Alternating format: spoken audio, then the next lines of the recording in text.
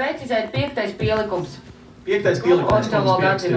Labi, tad, ja es pareizi atceros, es atvainojos Oskal, bet mēs runājam tad, kad mums ir mikrofons. Lielas jums paldies. Vanakungs, par īpašumu vērtību. Pirms īpašuma vērtības bija daži citi jautājumi, tātad attālums līdz daudzdzīvokļu mājām Aconē. Attālums arī tika jau prezentācijā norādījis, tīri 800 metri un vēl plus daži metri. 432 labojumi. Tas iespējams ir... 430 metri nav pareiza informācija, jūs maldināt sabiedrību. Līdz teritorijai, jā. Jebkurš var izmērīt attālumu līdz Acones daudzdzīvokļu mājām, paņemot šobrīd telefonu un Google Maps, jūs redzēsiet šos 800 metrus. Jautājumu slēdzu. Un tātad par transportu un saskrējumiem. Vai jums ir iespēja Google Maps atvērt šajā datorā? Ir pieslēgums internetā? To mēs nevaram, bet mūsu prezentācijā bija šī attāluma. Mēs varam varbūt to karti, kas ir mūsu prezentācijā vismaz. Ko mēs gribam? Attāluma līdz. Karti?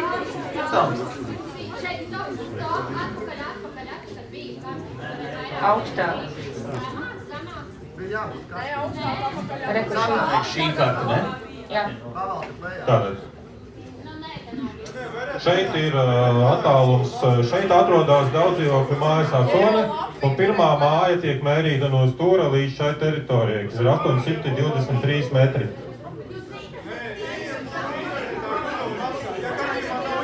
Labi, kolēģi, bet pagājušreiz pirms laikam pusotra gada šajā pašā zālē ar līdzīgu ideju parādiet to, pieslēdzieties tādam ekspertam vai Igaunijā vai Lietuvā, neatceros un tā tālāk, mēs pazaudējām ļoti daudz laika. Vai kāds no jums būtu ar mieru parādīt, ka ir savādāk jūsu Google Maps? Es saprotu, ka jūs arī lietojat tikai un vienīgi Latvijas kartogrāfijas oficiāli pieejamo Latvijas aerofoto.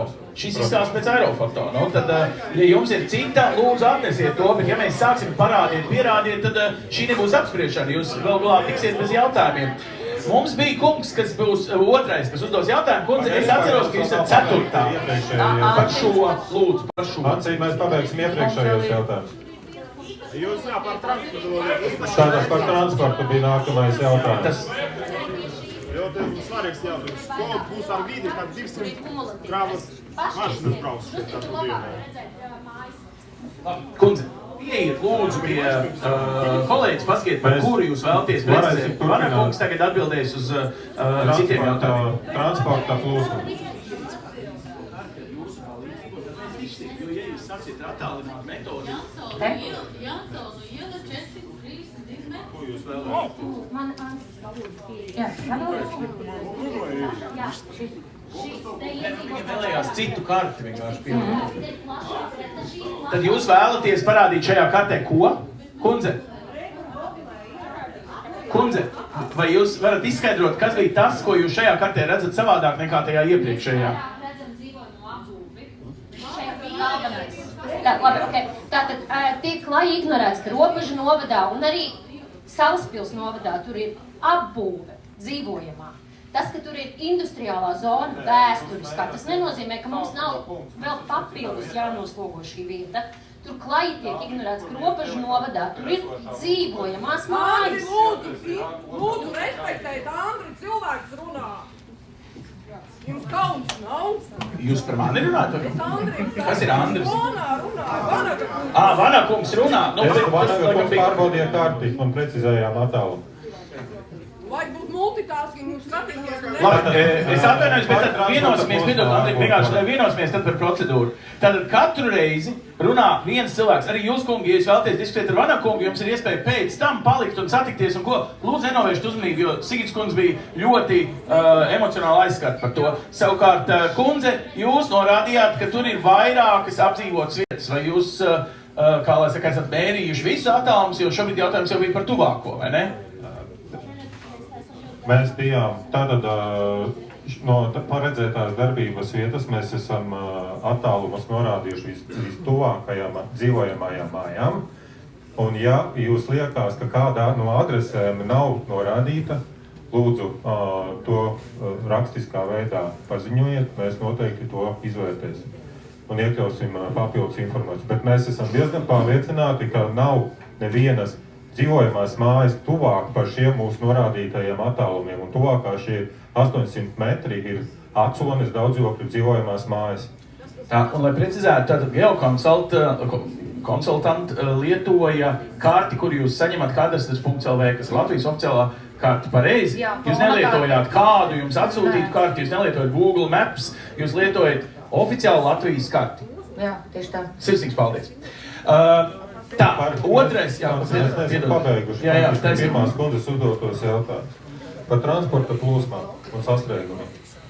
Es varu lūdzu atbildu uz to jautājumu, ko es neatbildēju. Es vienkārši atveru vaļā dapu, LV ir forša karte. Askol, mēs vienojāmies, ka tas cilvēks par putniem. Lieliski, tad pabeigsim par tiem putniem. Varbūt es kļūdos, jūs to parādīt, es nesaprotu. Var nofilmēt, kur šeit ir putni. Un no datubāzes tieši tajā jūsu teritorijā tieši noslēgums ir iezīmēts iekšā. Jūs stāstāt, ka nav, tā ir dati šodien.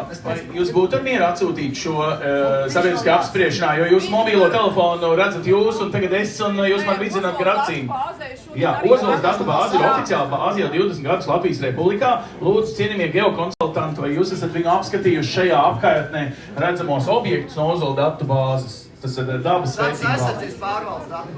Mēs esam šo pētījuši, bet mums ir tika nolīdz certificēts ornitologs. Jā, datu bāzē ir punkti, kad ir konstatēts. Tātad sanāk pretruna jums. Bet būtu jau maina savu mājvietu. Es nemācēšu pastāstīt, kā cīruļi liksto vai atgriežas savā likstā, bet kā ir, un datu bāzē ir pieminēts arī datums, ja es nekļūdos, kad tas tika konstatēts. Sakiet, lūdzu, vai jūs varat nosaukt savu kolēģi ornitologu vārdu, prasa kundze 3. rindā? Jā, cienījamā Priednieces kundze. Ja, datu bāzē varat apskatīt, viņai ir certifikāts. Labi, kolēģi, vienkārši, lai mēs tā kā raitāk izējām tēmas, vai ir kaut kas vēl par tiem putniem? Jā, ir. Jā, tad runājiet tagad, kamēr viņi ir aizlidojuši uz Āfriku. Es atļaušos izteikties. Mani sauc Antons Seliņovs, esmu mežsaimniecības speciālists. Es atbalstu, protams, mežsaimniecību, bet neatbalstu tādu klāju ignorēšanu, kādu jūs tagad rīkojat saistību ar putniem. 1,5 kilometru attāla precīzi sākas biotops, mikroliegums, ūpim. Ūpis pēc poļu datubāzes ir publiski pieejamais portāls. Laikposma no janvāra līdz aprīlim. Apkārt, ja ir aptuveni 1,5 kilometru attāluma traucekļi, nu šis būs milzīgs trauceklis, skurstenis ar augstumu 70 metri, apdraud dzīvotnes pastāvēšanu. Tas ir skaidri un gaiši norādīts. Protams, ka tas ir trauceklis. Otram kārtam, aprīli ūpis var lidot attālums 4 līdz 5 kilometrus, kas apglabā pilnībā jūsu rūpnīcu.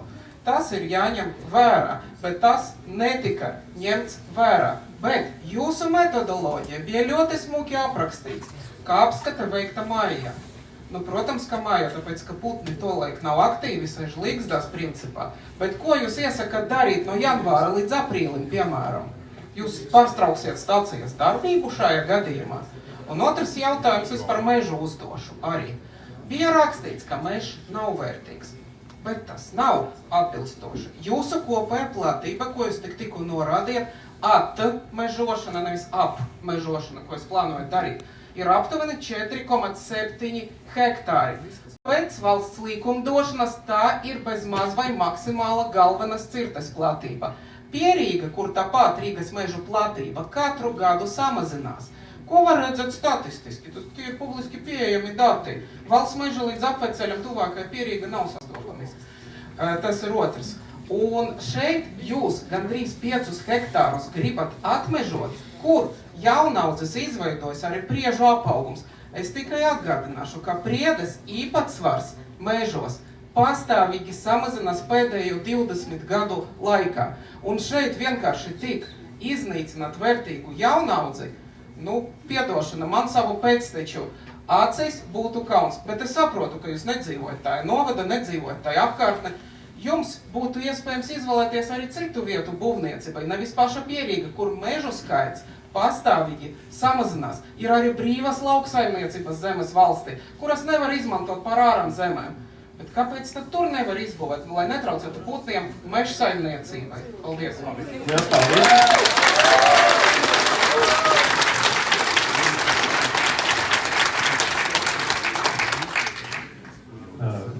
Lai mēs raitāk iet uz priekšu, domāju par putniem, mums jautājums ir jāslēdz. Jūsu jautājums par ūpi ir piefiksēts, un eksperts attiecīgi tiks iesaistīts, lai sagatavotu atbildi, kas būs pieejama rakstiski. Andri, es precizēšu, eksperti ir arī pēc īpaša lūguma arī ūpi izvērtējis, un es palūkšu kolēģei nocitēt, kas tad ir konstatēts. Es tā teicu, ka jūs taisījāt, vai jūs varētu Mēs paļaujamies uz certificētiem ekspertiem, es neesmu ornitologs. Bet mēs nocitēsim. Drīkst. Muļķības runās.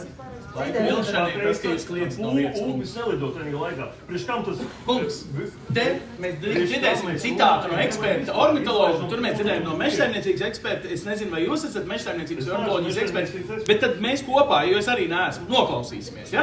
3, 4, viņš jau lasīt. Tātad, apsekot plānotu rūpnīcas apbūves teritoriju, secināts, ka teritorija nav nekādas nozīmes kā potenciāla upja pārušanas vai līdzūšanas vieta. Kurā laikā tas notiek? Neko kungs saka, ka tādā laikā, kad jūs veicat mērījumus, upis guļ un nelido.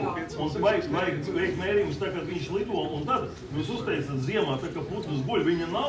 Labi, vēlreiz atgriezīsimies pie vecās idejas, ka runā tas, kuram ir mikrofons. Šoreiz, kas bija jūsu vēl papildinājums? Mans papildinājums tātad ir par mikroliegumu. Upim noteikts mikroliegums. Mikroliegums pusotrs kilometrs. Jautājums ir piefiksēts. Nē, tad pagaidiet. Mikroliegums nozīmē sevišķi aizsargājumu platību, kur ir aizliegta mežsaimnieciska darbība. Taču, ņemot vērā upja īpatnību, viņam riska zona ir aptuveni 1,5 kilometrs. Tad viņš jebkura laika var parādīties, tā ir rūpnīca, bet viņš nekad neparādīsies. Viņam apstākļi pasliktināsies, un principā potenciāli viņš tajā mikroliegumā vairs nebūs sastāvs. Un, paldies. Un Vanakungs, lai precizētu, 70 metri, ja es dzirdēju, būs augstas dūmenis, pareizi? Jā. Tas ir rakstīts. Tā ir? Plānots, jā. Tas ir plānotais. Jā, sakiet, lūdzu, Rīgas tecam, cik šobrīd ir dūmenis augsts? Kas ir teritorijā ļoti tuvu? Katrā gadījumā viens dūmenis ir augstāks. Rīgas teca dūmenis ir augstāks par 70. Tur ir vairāk dūmeņi, bet viens dūmenis tikai lai piefiksētu, labi. Tā, kungam bija... Atbildot par atmežošanu, jā? Atmežošana bija jautājums.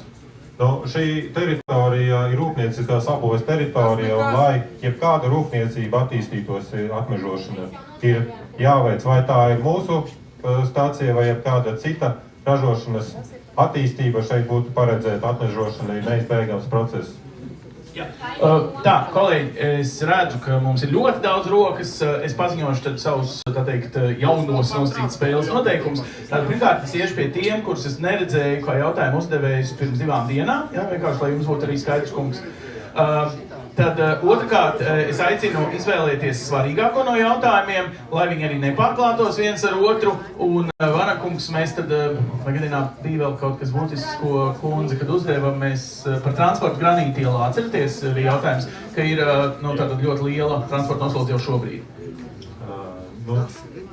Šis jautājums izskanēja arī Salaspilī.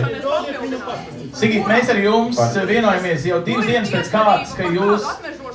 Sigit, mēs ar jums pat pirms pasākuma vēlreiz runājām, ka mēs respektēsim šos noteikumus zālē. Sirsnīgs paldies! Tātad tas, kuram būs pieejams mikrofons, runās. Tagad tas ir Vanakunga rokās.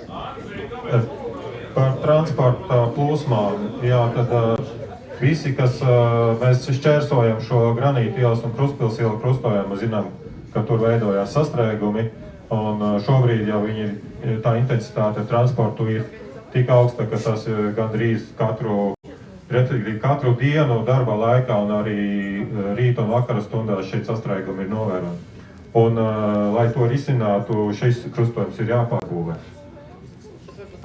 Un šie transporta risinājums, jo lielāks Respektīvi, jo lielāka transporta plūsma, jo labāk attīstīta ekonomika. Jo vairāk attīstās ekonomika, jo vairāk pieaug transporta plūsma. Līdz ar to tā ir pozitīva zīme, ka tā transporta plūsma šobrīd ir tik intensīva, ka šis krustojums ir kā vājais punkts identificēts, un es zinu, ka tur ir paredzēti līdzekļi arī tālāk viņa rekonstrukcijai. Ja mums būs nepieciešams iesaistīties, mēs mēģināsim, plānosim, skatīsimies, kā varam atbalstīt šīs rekonstrukcijas veikšanu. Jā, tu jūs jautājums? Pašumiem neatbildējām. Bet izvēlties vienu svarīgāku. Es nevaru, cik dienā pārstrādās atkritumu mašīnu šī iestāde? Cik dienā tas ir? Jūs runājat par tonnām vai par piegādes mašīnu apjomus? Papildus trafiku un nevajadzīgu slodzi uz ceļiem. Cik dienā tas ir? Es došu atbildi vārdu Kristīnei, jo mums šis jautājums par transporta plūsmu bija detalizēti vērtēts dokumentā. Jautājums, tur tiek minēts vienkārši, ir neliels pētījums, tas tiks nedaudz ietekmēt. Cik tas ir nedaudz, pasakiet, mašīnās, un otrs jautājums ir, kāpēc lai tās mašīnas nebrauks ar Uberu, kā tagad visi smagās brauc? Jūs stāstat, ka viņas brauks pa to pusi. Viņas teiks, ar šeit nebrauks, šeit ir bērni, cilvēki, šeit ir diezgan apdzīvots ciemats. Pēc kā mums vajadzīgs tas trafiks? Ko mums dod kā iedzīvotājiem tā fabrika? Tieši mums pasakiet. Tagad par transportu. Tas ir pilnīgi nevajadzīgs iedzīvotājiem, un es uzskatu, ka tas pētījums nav neatkarīgs. Viņš ir tendencios, viņš tikai slavē to uzņēmumu, nekādas kritikas. Es aicinātu noraidīt to visu. Neklausieties viņus par smagajiem tāliem, ka viņi vedīs uz Lietuvu. Un ja Lietuvu neņem, ko tad? Tā mēs rūkam Latvijā. Ir vēl viena lieta, pagājušajā gadā bija ugunsgrēks, Kruspils ielā dega metāloži atkritumi. Mēs ārā nevarējām iziet. Šī ir U1A grupas ugunsnoturības ēka, viņa ir īpaši nosacījuma. Viņa ir zem īpaši ugunsdrošības riska. Ja viņi sāks degt, kas būs? Mūsu bērni, mēs alposim tos smagos metālus. Jūs kāds atbildēsiet? Nu, neviens neatbildēs. Jūs uztaisīsiet labākajā gadījumā bankrotu. Ignorējiet šo, nevajag, nepiekrītiet, tas ir slikts projekts, nevienam mums nebūs ekonomikā it kā kopumā. Jā, bet mums iedzīvotājiem būs tikai nepatikšanas un problēmas ar veselību. Sakiet, lai piefiksētu protokolā jūsu aicinājumu nepiekrist, kā jūs sauc? Viktors. Viktors aicina nepiekrist. Paldies, Viktor. Tātad atbildes par transporta aprēķiniem, Kristīna? Par transporta un aprēķiniem jūs stāstījāt, ka mēs tikai puszīmi esam vērtējuši, un mēs skaidri un gaiši uzrakstījām, ka paredzētās darbības eksploatācijai nepieciešamais transportu materiālu piegādēju un attiecīgi atkritumu apsaimniekošanai, pelnu izvešanai palielinās par 7, pat nedaudz vairāk procentu intensitātes granīta ielas. Tā kā mēs esam to uzrakstījuši. Pasakiet, mašīnās, tas ir procentu. Jūs prasat Maksimāli 56, maksimāli pie maksimālās rūpnīcas darbības, maksimālās noslodzes pie, jā. 56 mašīnas dienā. Kāpēc mēs nebrauc ar Uberu? Jūs stāstat, ka viņas pa to pusi iekšā. Vai mašīnām ir regulēts Tādas transporta plūsmas man grūti iedomāties, kāpēc tieši caur Uberu, jo ceļš ienāk iekšā cauriešos, viņš nogriežās granīti ielu. Respektīvi, pirmkārt, šī vieta ir pateicīga, tāpēc, ka atkritumu piegādu šo vietu teritoriju jau notiek. Getliņu izgāstuve ir netālu, un vairākas atkritumu šķirošanas līnijas arī ir netālu. Vides resursu centras šķirošanas līnija ir Getliņu teritorijā, un Eko Baltija atkritumu šķirošanas līnija atrodas Taconē, netālu uz Granīta ielu. Un šeit jau šobrīd ir šī atkritumu transportēšanas automašīnas, kas pārvieto atkritumus. Kam vajag vēl? Tā ir. Tāpēc, ka kāpēc vajadzīga šī rūpnīca? Tas ir tāpēc, ka mēs šobrīd atkritumu apsaimniekošanai joprojām intensīvi izmantojam poligonu. Tas poligoni rada būtiski lielāku negatīvu ietekmi uz vidi. Un šī stacija novērš to emisiju no poligona būtiski samazina, un mēs atkritumus pārstrādājam daudz videi draudzīgākā veidā. Bija ugunsgrēks metālurģu rūpnīcā. Ugunsgrēks. Bija. Jums arī viņš var izstāstīt, Latvijā mēs kurā esam viens sākā redzējuši virkni ugunsgrēku, kas saistīti ar atkritumu apsaimniekošanu. Šis metālurģu ugunsgrēks Tolmetā, kas nesen bija, bet pirms tam, protams, ir bijuši vairāki ugunsgrēki, gan riepas, kur ir degušas, kas nav atbilstoši bijušas apsaimniekotas. Un arī Jūrmalā bija viens ļoti liels ugunsgrēks, kur atkritumi tika uzglabāti teritorijā bez atbilstošām atļaujām. Nezinu, kādā izmeklēšanā beigsies. Mūsu rūpnīca atšķirās ar to, ka viņas projekts ir paredzēts tieši tam, lai šādi ugunsgrēka iespējamība tiktu novērsta. Tātad atkritumu uzglabāšana ir betona pazemes bunkurā, kas ir uguns izturīgs. Un ja gadījumā šeit aizdegās kaut atkritumi, tādi gadījumi ir paredzētas atbilstošas sistēmas, kas ātri var konstatēt, ka ir aizdegšanās, un automātiskās dzēšanas sistēmas. Un risks, kā no šādas stacijas ugunsgrēks izplatās, ir ļoti mazs, un viņa iespējamība ir retāka kā 1 reizi 100 gados, kas ir būtiski mazāks, garāks periods nekā plānotais šīs stācijas eksploatācijas laiks. Un ņemot vērā, ka kungs minēja to īpašo pakāpi, ja, U1 jūs teicāt, kādas tieši ir paredzētas tās tehniskās, mehāniskās, regulārās vai kādas drošības sistēmas, kas uzraudzīs, ka viss ir tip-top, nevis kaut kas noiet tā kā nevajag? Tās sistēmas, ugunsdrošības sistēmas, viņas būs visas pareizās. Es atvainojos, mēs uzdevām jautājumu, kas izrietēja no jūsu prasītā. Ja jūs pats neklausaties, tad ir baigi grūti turpināt. Ja tas nav svarīgi tālāk.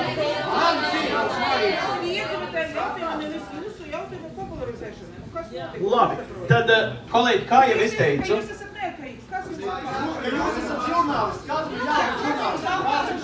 jā, bet šoreiz mēs par žurnālistu profesiju nerunāsim, runāsim par šo ietekmes uz vidi izvērtēšanu. Ja jūs vēlaties runāt par žurnālistu profesiju, mēs jūs uzaicināsim uz kādu žurnālistu arotbiedrības pasākumu. Tagad savukārt, kungs, atgriezīsimies pie pieklājības normām sabiedrībā, neklieksim. Būvē divas, tur, kur viņiem ir čeldu rūpnīca, kur ir fotogrāfijas, es tikko atbraucu, tāpēc es nokavēju. Viņi ir atļauju iedot to divām katlumājām lielāk. Par ko? Kur būs vēl divas pusteļi? Par visu. Pār ielai. Es pateicu, 11. mēnesī būvatļauja tiek izdota. Šeit ir fotogrāfijas, varat aizbraukt apstīties. Kāpēc redz par to pusē? Kāds CO izmērs daudzums mums ir mērīts? Kad viņš bija mērīts vasarā, kad nekas nekurinājās un nestrādāja? Jūs atbildat uz jautājumiem. Labi, pat ja šis bija nepārāk, kā jau es teicu, korektā veidā uzdots, mēs dzirdējām jautājumu, tātad jautājums bija, kādos apstākļos notika šie kontrolu mērījumi, pēc kuriem tika sastādīts modelis, es pat nezinu, kā tagad pareizi ir jāsaka. Kas pa divām katlumājām? Vēl plus Andris. Gren šobrīd eksploatē katlu koģenerācijas staciju ar nosaukumu Sijā Gren Rīga, kas atrodas viņa atrodas Adresīta Rīgā. Strengus kojas, adresīta Strengus kojas, kas ir netālu no dzelzceļa līnijas, kas ir blakus TEC2 teritorijai.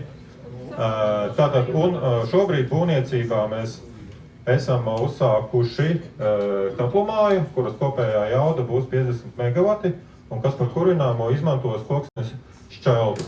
Kāds darbības būs kurināmo? Bet ņemot vērā, ka mūsu šī sabiedriskā apspriešana ir par ietekmes uz vidi novērtēju konkrētam atkrituma reģenerācijas projektam, mēs nerunāsim tālāk par šiem atsevišķiem citiem projektiem. Es atvainojos, ka pārtraucu, tie ir papildus izmeši. Kungs, sagaidiet lūdzu savu kārtu. Tas, kurš pārtrauc, bijāt jūs, jo es ievēroju šeit zinām kārtību, kas tika izziņot pirms tam. Paldies! Tātad es atceros, ka kungām solīju jautājumu.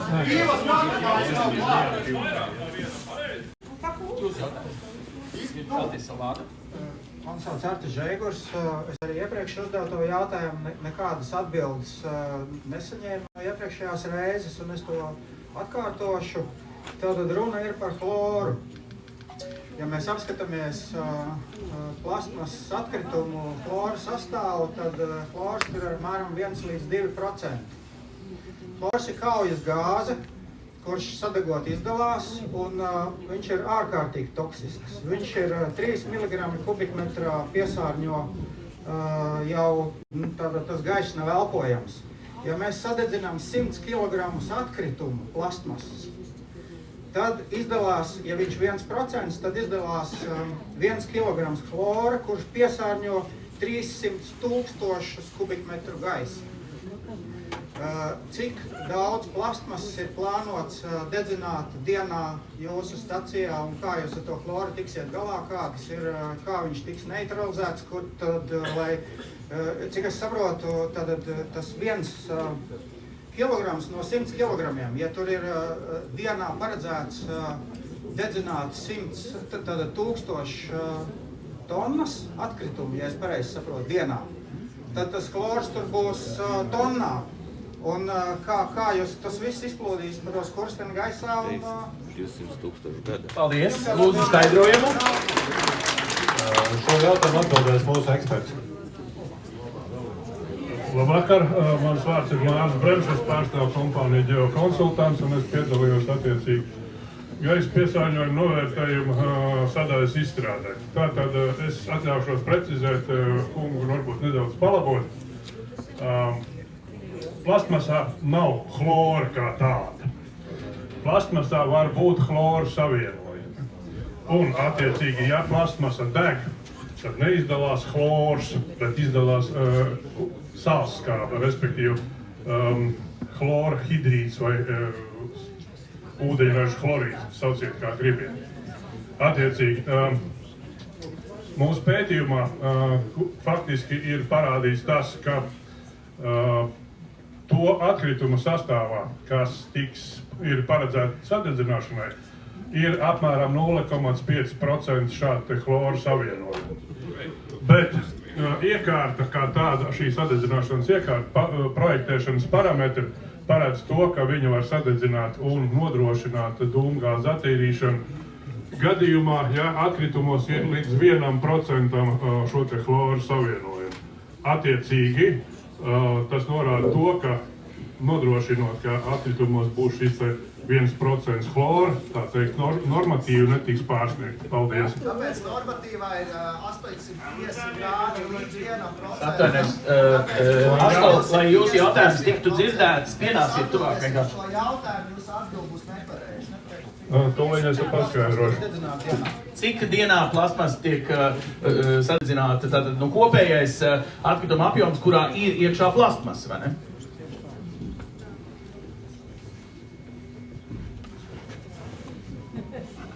Tātad diennaktī tiek paredzēts sadedzināt 547 tonnas. Bet tās nav plastmasas tonnas, tas ir kopējās tonnas. Jā. Attiecībā par 850 grādiem, tas es gan nedzirdēju precīzi jautājumu, varbūt jūs, Ans, variet precizēt, ja kungu. 540 tonnas, 540. Pasakiet, man vēlreiz vienkārši. 547 tonnas. 50 tonnas chlora, kā jūs ar viņu tiksiet galā? Vēl vienreiz.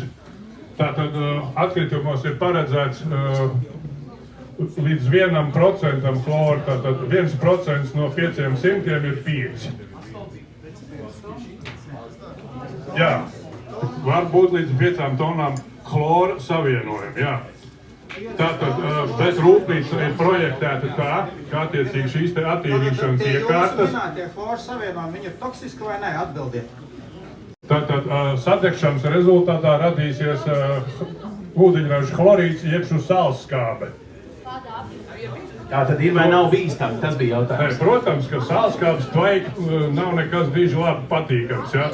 Bet... Kā viņi tiek savādi? Bet... Kā jau iepriekš tika parādīts, tā teikt, šajā iekārtā ir paredzēta pietiekoši komplicēta gāzes attīrīšanas sistēma, kurai ir jānodrošina tas, ka attiecīgi izplūdes gāzes nepārsniegš šos te normatīvus. Paldies! Sveicināti, Ivars. Man ir jautājums par nelielu atkāpu. Jūs nedzirdēs, Ivar. Jums ir ļoti skaļi runāt, man dzirdēs visā zālē. Mums ir ļoti daudz cilvēku, kuri skatās mūs arī Zoomā. Jā, apsolīsiet man runāt skaļi. Paldies. Tātad, jūsu ietekmē uz vidi, pašķirstot lapas, ir minētas kopējās tonnas gadā, ko jūs grasaties pārstrādāt, tur pie CO2 emisiju aprēķiniem.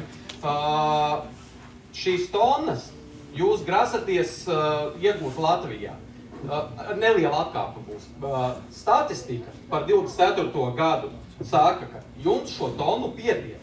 Tikai jūs nekur savā mēdījumā nepieminējat, ka salīdzinot ar 23. gadu atkritumu daudzums Latvijā uz poligonu mestais ir samazinājies par 17%. Es precīzi Tomas neminēšu. Uz kā rēķina viņš ir samazinājies? 24. gadā mums palaida pētu aprite, kas samazināja daudzumu. Rīgā 24. gada marts vai aprīlis, kad nu palaida obligāti ir bioatkritumu šķirošanas konteineri, kas ir samazinājuši šo daudzumu, un atkritumu daudzums turpinās mazināties. Jums ir procentuāli norādīts, ka biogēnās atkritumi būs 120 000 tonnas ar kaut ko. Fosilās 164. Fosilajās ietilpst arī kunga minētā plastmasa. Ņemot vērā, ka biogēnais samazināsies, jo lielākais atkritumu piegādātājs jums būs Rīga, un Rīga ir ļoti cītīgi šo te mēģinājusi novērst. Tātad procentuāli jums, jūsu aprēķinos šobrīd ņemtie vērā, nu nekādi nevar sanākt, ka tā plasmasa būs tik maza. Viņa būs viennozīmīgi vairāk. Un tad, kad sāks pietrūkt atkritumu no Rīgas un tuvākās apkārtnes, no kurienes jūs ņemsiet izejvielu, lai nodrošinātu savas dedzināšanas darbību, vedīsim kaut kur iekšā vai dedzināsim biomasu? Nu, biomasas dedzināšanai mums jau pietiek laikam viss kaut kā. Paldies, lūdzu izskaidrojiet, kā tas veidosies.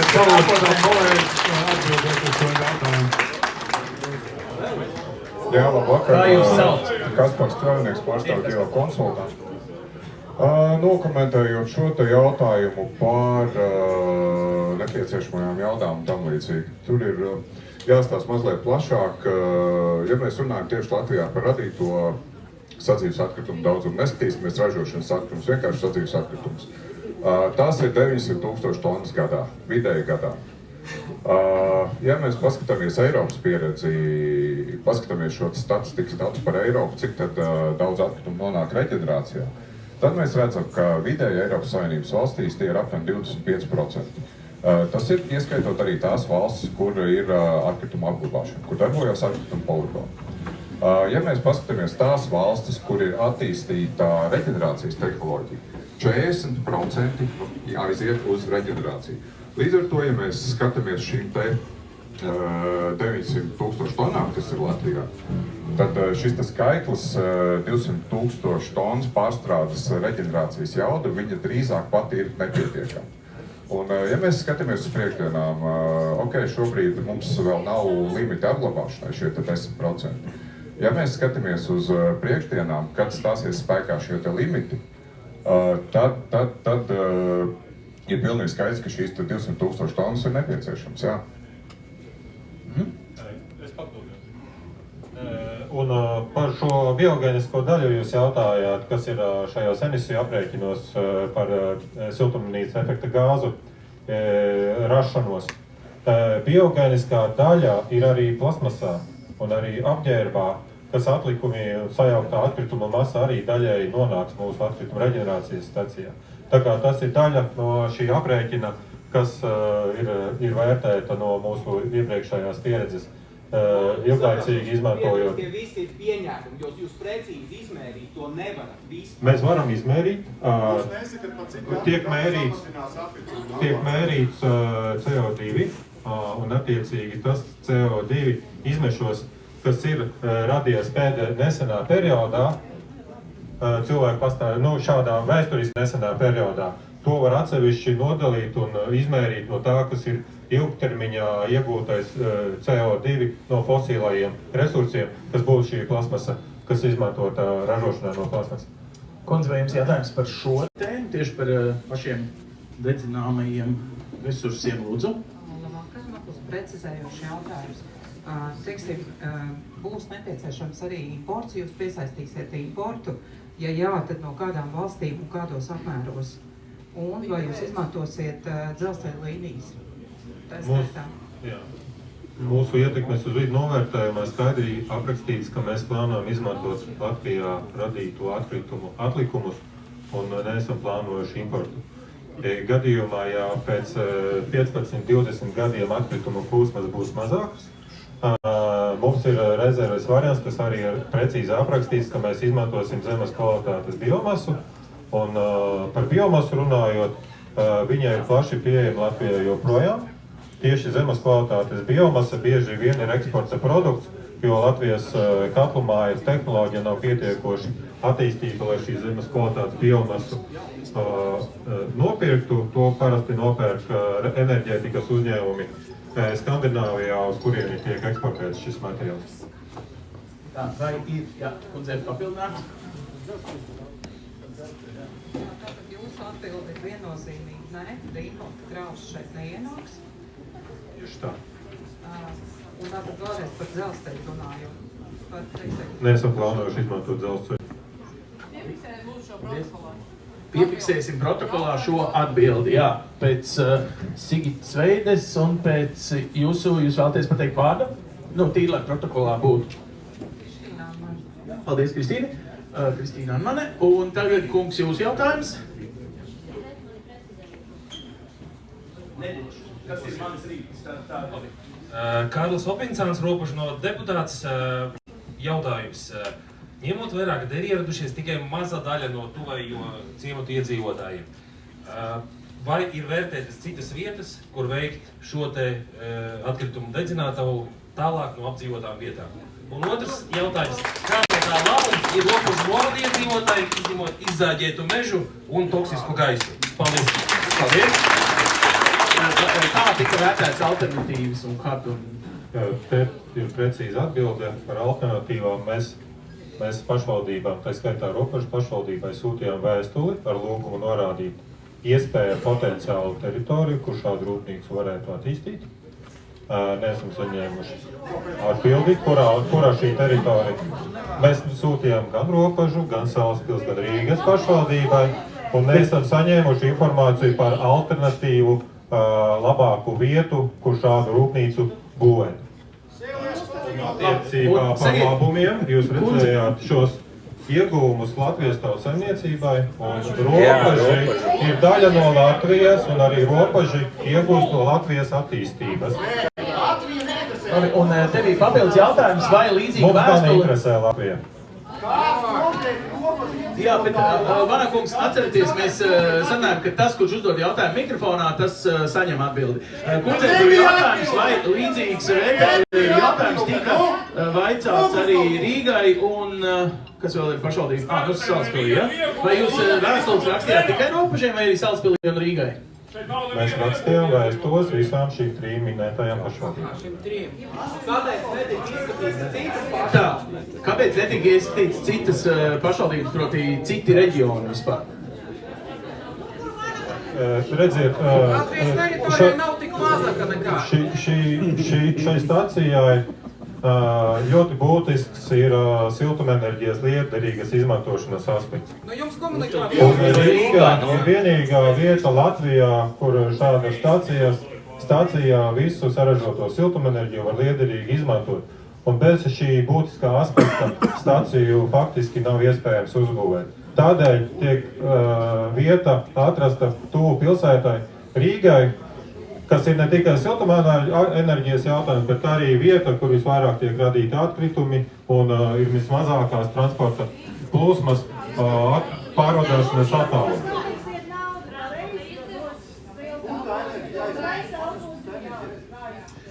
Labi, paldies.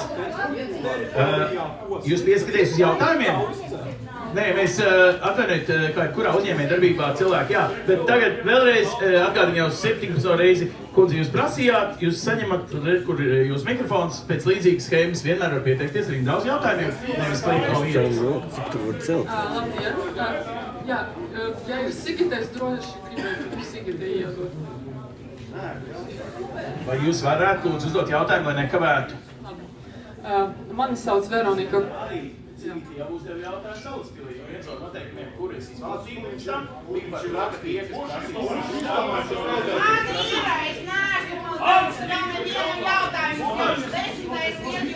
Vai jūs lepojaties ar šo kliekšanu? Jā! Bet kurš vēl garumā? Kundze, uztaisām klusumu, 3. klase, iedomājieties, Ziemassvētku vecītis ir atnāks un saka bērniem. Jūs jautājums? Mani sauc Veronika Kusaite, es dzīvoju Dreiliņos, un man ir jautājums par IVN. Jums ir minēts, ka pie sadedzināšanas var rasties furāni un dioksīni, bet tie ir ļoti bīstami kancerogēni, kuri akumulējas organismā un novērt pie onkoloģijas. Ja? Man ir jautājums, kur jūsu tabulas var atrast kaut kādus datus par to, kādi ir tagad gaisa mērījumi, kādi ir tagad rādītāji, kādi būs pie sadedzināšanas, cik noņems filtrs un cik paliks iznākumā. Paldies, kurš to var atbildēt? Māris? Pār uzliktu vienu skaistu slaidu. Palīdzēs. Papīrs jau panes visu. Jā, paldies par jautājumu. Drusku atkāp vēsturē. Faktiski šie dioksīni, kā sadegšanas produkti, tika konstatēti maksimums 50 gadus atpakaļ. Un tad, kad tika konstatēts, ka šis dioksīns tiešām ir ārkārtīgi nepatīkama viela un viņas vajadzētu izvairīties, tika sākt kontrolēt viņu respektīvi koncentrāciju sadegšanas procesos. Pašreizajā brīdī ar Eiropas direktīvām ir noteikti speciāli apstākļi atkritumu sadedzināšanas iekārtām, kādos apstākļos drīkst notikt atkritumu sadedzināšana. Tātad šajā konkrētā gadījumā, ja ir runa par sadzīves atkritumiem, tātad dūmgāzēm, kas ir radušās atkritumu sadegšanas rezultātā, viņām ir jābūt tādiem apstākļiem, ka viņas tiek uzturētas vismaz 2 sekundes 850 grādos pie attiecīgas skābekļa daudzuma. Kāpēc tas tiek darīts? Tas tiek darīts tāpēc, ka pie šādas temperatūras dioksīna faktiski vairs nepastāv. Dioksīna principiāli pastāv temperatūrās, kas ir aptuveni no 600 līdz 400 grādiem. Tātad augstākās temperatūrās viņi nepastāv, zemākās temperatūrās viņi nevar izveidoties. Tāpēc attiecīgi tehnoloģijas ir izveidotas tādā veidā, ka tiek nodrošināti šie apstākļi, lai šos dioksīnu rašanos maksimāli minimizētu.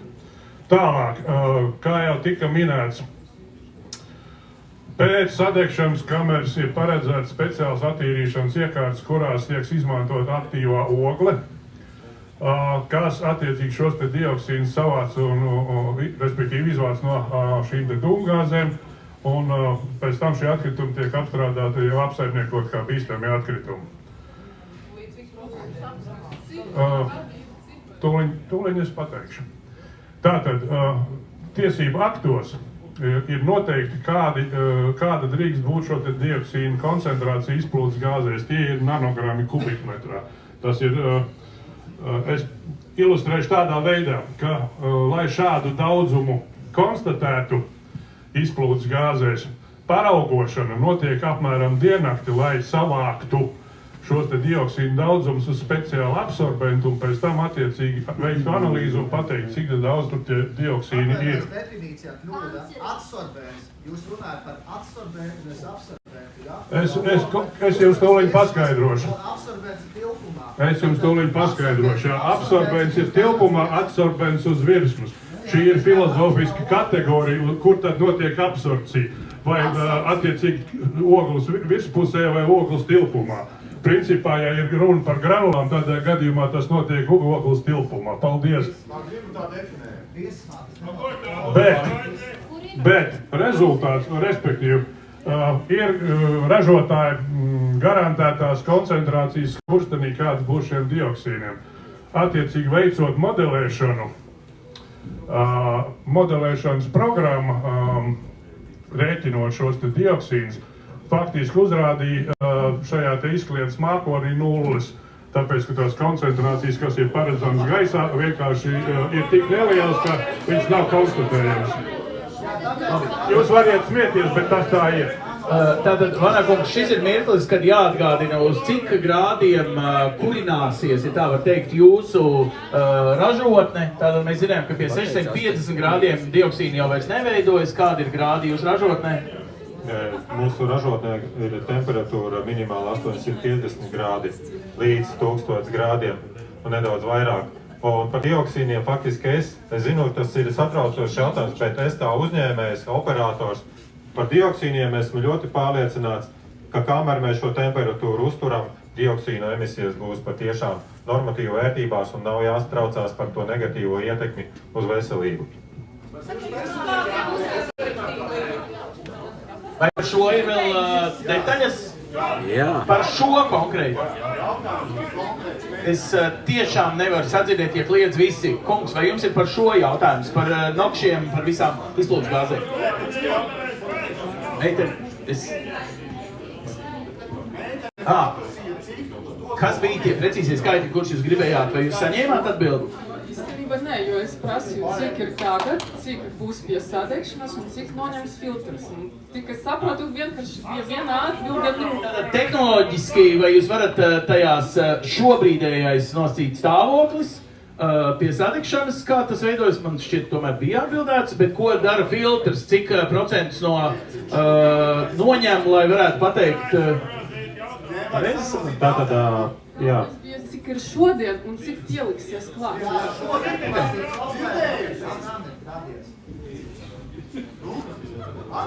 Cik ir šodien fonds? Cik būs tās divas kapsulājas, kuras jūs būvējat un kuras neatbildējāt uz jautājumu? Tātad attiecībā par esošo situāciju attiecībā uz dioksīniem un furāniem. Visi fona dati, piesārņojuma fona dati, kas ir pieejami Latvijas Republikā, ir faktiski Latvijas vides ģeoloģijas un meteoroloģijas aģentūras rīcībā.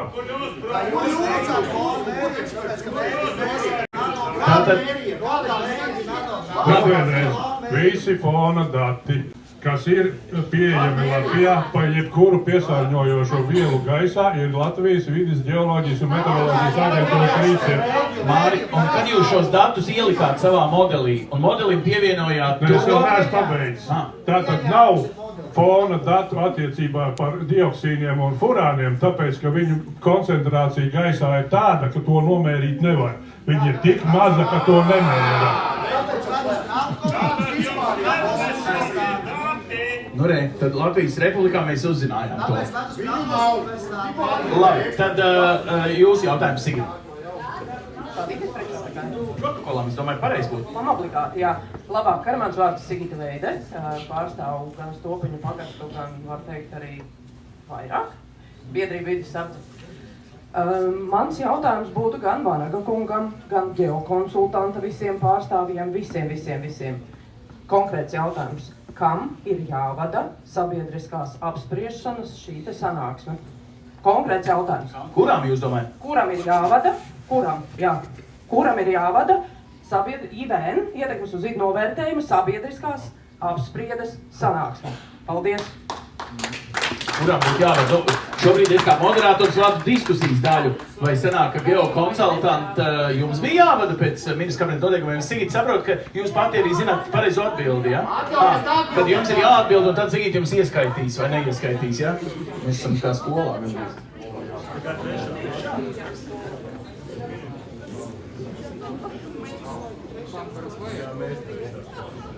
Tātad pēc noteikumiem pašvaldībai ir jāvada pašvaldībai ir jāvada šis pasākums. Kas būtu mērķis? Jūs gribat pateikt, ka ir pārkāpums, pasakiet to. Tas arī protokolā tiks piefiksēts. Bet tajā intervijas veidā mēs kaut kādā mērā kavējam. Pasakiet, kas ir nelikumīgi, jūsuprāt? Saskaņā ministru kabineta noteikumiem numur 18 kārtībā, kādā tiek veikta sabiedriskā apspriešana ietekmes uz vidi novērtējuma.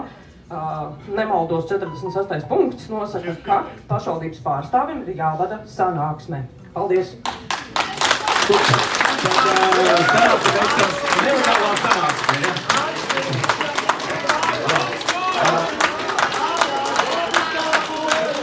Nu, tad jālemko.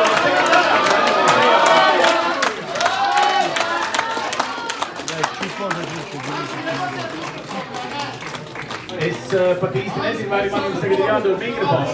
Kolēģi, vai jūs vēlaties nobalsot, ka mēs turpināsim šo sarunu, lai izzinātu ietekmes uz vidi pētījumu? Kurš vēlētos turpināt? Ja jūs nevēlaties turpināt, tad jums tā kā jālūdz lūdzu, tad ejiet ātri ārā, ja iespējams, jo tie, kas vēlas turpināt, izzināt, izprasīt, uzzināt visas detaļas, līdzīgi kā mēs pavadījām līdz 8 laikus Salaspilī, mēs esam rezervējuši tam nešaubīgi, bet uz mirkli, jo man ir zināma kārtība, kurā pieteicās cilvēki. Nosiet trešais no šī brīža. Vai jūs esat domas pārstāvs? Nē, un jūs? Es varu uzdot jautājumu, jūs gribējāt, lai mikrofonu. Kādi izmeši būs kopā ar šīm divām kapsmājām? Ņemsim šī kunga jautājumu ārpus kārtas. Ņemsim, ja? Un slēpjat, jūs ceļat tagad vēl 2 gadus. Sakiet, lūdzu, kā jūs sauc? Mani sauc Andris Josons, Silabrieža, Salaspils pagasts, Salaspils novads. Andri, kāds ir jūsu jautājums? Mūsu jautājums ir, kā iedzīvotājiem, kas dzīvo no turienes drusku vairāk pa 800 metriem, bet, ne vairāk kā kilometru. Mums ir jautājums, kāpēc jūs tā reklamējat Lietuvas uzņēmumus visus, bet klusējat par to, ka jūs mēnesi atpakaļ apmēram, plus mēnesis saņēmāt būvatļauju un šobrīd būvējat 2 katlumājas, tur, kur jums jau ir. Tas ir pāri ceļam, tur, kur jūs taisaties uzbūvēt šo savu mežoni. Kāpēc jūs tā nereklamējat? Ko jūs domājat ar vārdu mežoni? Sijā Grenes lokas. Sijā Grenes lokas. Jā, Sijā Grenes lokas, kā jau minēju, mēs būvējam jaunu šķeltas katlumāju, vienu šķeltas katlumāju, kurā būs 2 ūdens sildīšanas katli ar kopējo jaudu 50 megavati. 2 katlumājas nevajag. Šim projektam, šis ir viens projekts. Projekts 1, katlumājas 2. Nē, viena katlumāja. Un attiecīgi... Lūdzu, 2 katlumājas. Oficiāls dokuments, kas jums karājās. Es varbūt esmu akls. Bogustovkungs, varbūt jūs esat 2? Šitā ir esošā. Es saprotu, jūs runājat par 2 papildus cehiem, ja? Vai kas tie ir 2? Mums ir viena katlumāja, kurā būs 2 katli. 2 katli, Jā, to es jau minēju pirms tām. Jūs jau izējot melojat visu laiku. Sakiet, lūdzu, kur ir problēma? Kas ir problēma? 2 katliem. Un attiecīgi šim projektam nav nepieciešams ietekmes uz vidi novērtējums pilnā apjomā kā šis, kur nepieciešama A piesārņojošā darbības kategorija. Līdz ar to šim projektam nav rīkotas šādas apspriedes. Es saprotu, bet jūs šobrīd lielaties ar saviem sasniegumiem. Tas nav sasniegums? Moderna katlumāja. Kāpēc tā ir kompleksā problēma, lai saprastu? Tūlīt pastāstīšu. 2 dienas cenšamies saprast, kurš ir mērījis izmešus un kaitīgās vielas gaisā, un vai tika ņemtas vērā vēl 2 trubas, tas ir viens, un otrs, vai mērījumi tika veikti kurā mēnesī. Ja vasarā, tad es ļoti atvainojos, neviens neko nededzina, nekurina, un izmeši ir daudz mazāk. Uz šo jautājumu, un kāds ir uz doto brīdi, kā cilvēks, kurš tur bija speciālists fonds, neviens meitene uzdeva jautājumu, Salaspilī vakar uzdevām jautājumu, neviens neatbild. Saskaņā ar ministru kabineta noteikumiem. Pēc tam mēs pieminam degšanu Tolmetā, nepieminam 2 degšanas vasarā atkritumu šķirošanā uz Granīta ielas. Mēs visu darām tā, kā mums vajag. Jautājums apgroza kā grib, atbild, neatbild, un vēl kā šeit izrādījās, un kā mums nedod visiem te pateikt, viņiem nemaz nav tiesības vadīt šo pasākumu. Es nesaprotu, par ko mēs šeit savācamies, katru reizi nākam, mokamies, par mums smējās un apsauc par pirmklasniekiem. Bogustokungs, paskatieties manu izglītību un tad runājiet ar mani. Visu labu, paldies! Tātad, kā ir ar šo te... Atbilstoši programmas nosacījumiem mums bija jāņem vērā gan fona piesārņojums, gan esošās atļaujās, visi uzņēmumi, kuriem ir izsniegtas esošās atļaujas piesārņošai darbībai, blakus esošajās teritorijās. Es domāju, ka šīs slokas projekts, viņš ir sāks būvniecībā, viņam nav izsniegta šobrīd atļauja. Un es pieļauju, ka atbilstoši LVGMC metodikai šīs stacijas iespējamā ietekme nav modelēta fona datos šobrīd iekšā, līdz ar to viņš arī nav šeit mūsu modeļa aprēķinos. Bet mūsu modeļa aprēķinos noteikti ir vides resursu centra atkrituma reģenerācijas stācija, kura nav, jūs zināt, viņa nav uzbūvēta, bet tas bija nosacījums, kas mums jāņem vērā fona datos, ko mēs esam izdarījuši. Tātad, ja teorētiski tika būvēta šī kolēģu ražotne. Labi, tur bija vēl jautājums par tiem 2 ugunsgrēkiem, kur jau ir bijusi. Es gan atceros, ka jūs kungam klāt esot pirms 2 dienām tieši stāstījāt par šo gadījumu par litija baterijām, kas aizdedzināja tajā ražotnē, ja? 2. Varbūt jūs varat precizēt, vienkārši lai nebūtu tā, ka jūs nestāstījāt. Tagad jūs izstāstiet, kas tur bija, vai jums ir ziņas. Tas nebija, protams, jūs uzņēmumā. Bija uzņēmuma aizsekšanās gadījumi, bet es nezinu detaļas. Un tāpat notiek ugunsgrēki nelieli, bet viņi notiek arī Poligona kalnā. Tā kā jautājums, tos vienkārši ir grūti novērst. Tādi gadījumi notiek, jautājums ir par to, kādi ir uzņēmumā tehniskie pasākumi, lai pēc iespējas ātrāk šādus ugunsgrēkus likvidētu un novērstu to nākamo izplatību. Labi, paldies. Mums ir jautājums par šīm pašām tēmām no Zooma. Pareizi sapratu, paņemiet lūdzu mikrofonu sev tuvu un lasiet. Bet jums taču nav leģitīma sanāksme. Pārāk vēlreiz, ja mums ir leģitīma sanāksme jūsuprāt, tad jūs uzzināt šeit informāciju. Ja jums nav leģitīma sanāksme jūsuprāt, tad mēs nevaram uzskatīt, ka jūs esat, nezinu, piedalījušies šajā apspriedē, tad šī nav apspriede. Šī ir informatīva sanāksme, vēlaties to uzzināt. Vai jūs vēlaties uzzināt informāciju par topošo projektu? Tad sirsnīgs paldies, ka esat atnākoši un turpināsim iegūt informāciju visi kopā, jo tieši šajā gadsimtā, jo es vairāk zinu, jo gudrāks lēmums es varu pieņemt. Jautājums no Zooma, lūdzu. Jautājums no Zooma, tātad no cilvēka Lienute vārda Liena Grigorjeva. Vai jūs varētu lūdzu skaļāk, jo fona troksnis patiešām traucē? Jā. Tātad jautājums no Zoom no cilvēka ar Lienute vārdu Liena Grigorjeva. Un tātad rūpnīcā pasliktinās dzīves kvalitāte un radīs smakas. Varbūt jūs varat to komentēt.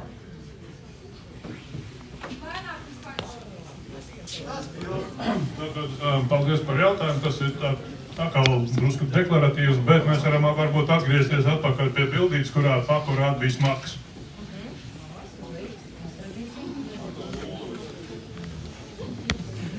Man nāksies jūs apbēdināt tuvu nullei. Tātad šajā gadījumā tika modelēts smakas, kuras varētu radīt Grēna rūpnīca, kas šeit ir atzīmēta ar šo te kvadrātiņu, un VRC rūpnīca, kas ir attiecīgi atzīmēta ar 3 stūrīti. Metodika sekojoša. Ņemot vērā to, ka izplūdes gāzēs ir dažādi savienojumi, piemēram, tas pats salskābs tvaiki, amoniaks, slāpekļa dioksīds, piemēram, kas ir smakojošas gāzes. Tātad šīm te gāzēm ir zināms smaku noteikšanas slieksnis, jo ir saprotams tas, ka, teiksim, ja kādu smaku atšķaida ar gaisu, tad vienā brīdī šī smaka kļūst nemanāma. Tas, laikam, ir pilnīgi saprotams, tāpēc, ka šajā gaisā noteikti arī, piemēram, ir sērūdeņa redzes, ja? Mēs neviens no tā neciešam, bet tas tā ir.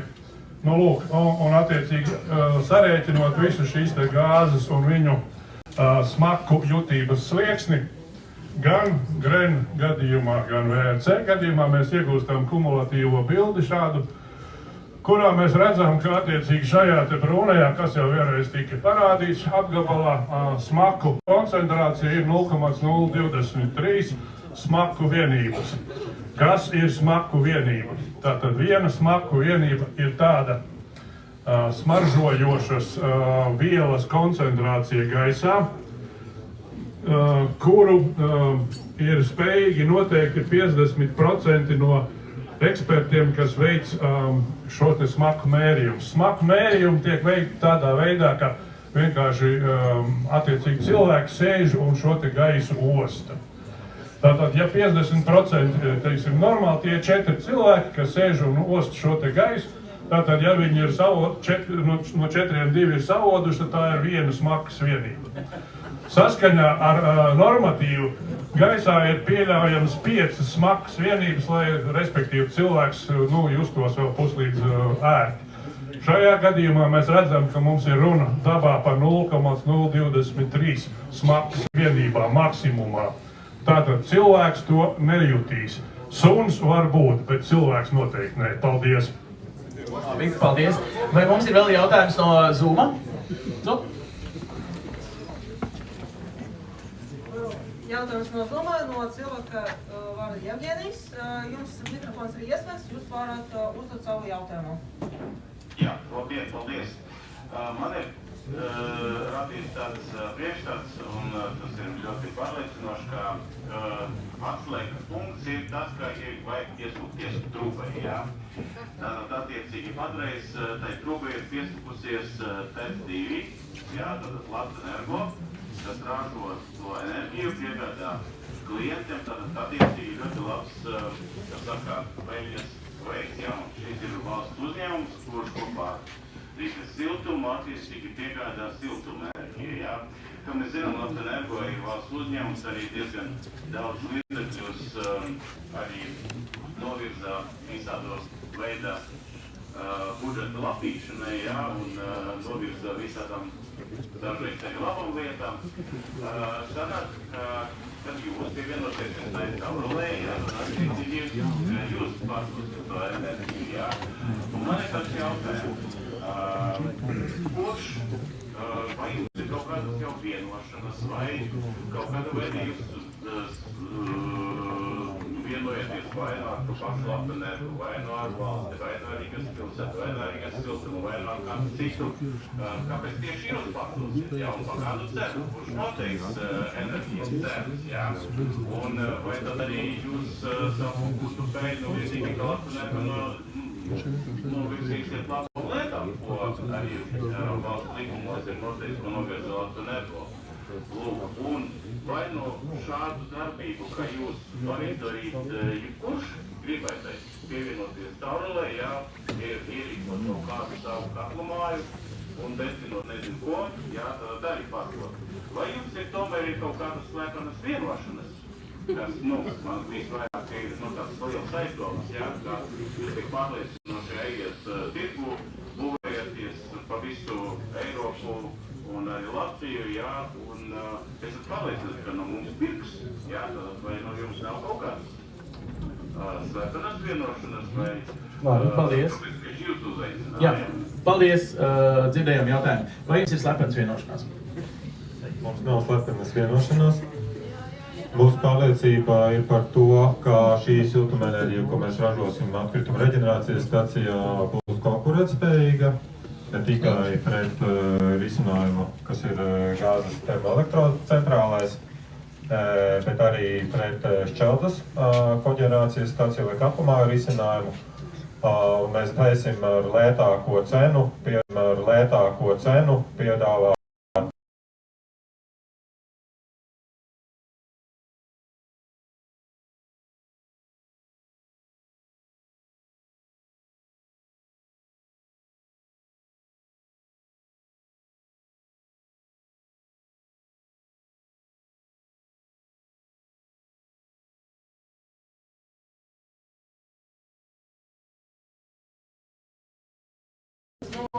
Mēs jau pašā sākumā izziņojām, ka būs abi, gan no zāles, gan no Zooma. Es jūs pierakstu kā 4. rindā. Es jau biju 4. bet tā arī neizdevās uzdot. Jūs bijāt pati pirmā, kad jums ir vēl jautājums, ja? Es karti dāmai.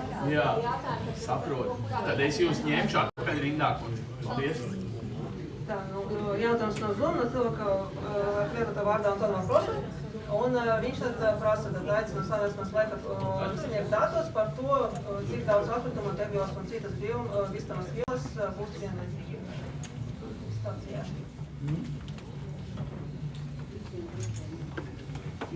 Ir kāds, kurš to precīzāk?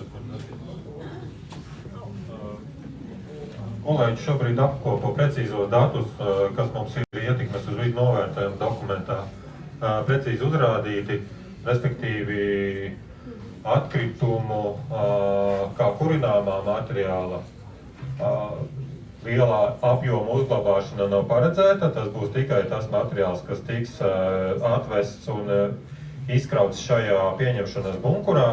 Un papildus šim kurināmajām materiālam, protams, mūsu objektā atradīsies nepieciešamās ķīmiskās vielas ražošanas procesa efektīvai nodrošināšanai, pamatā dūmgāžu attīrīšanai.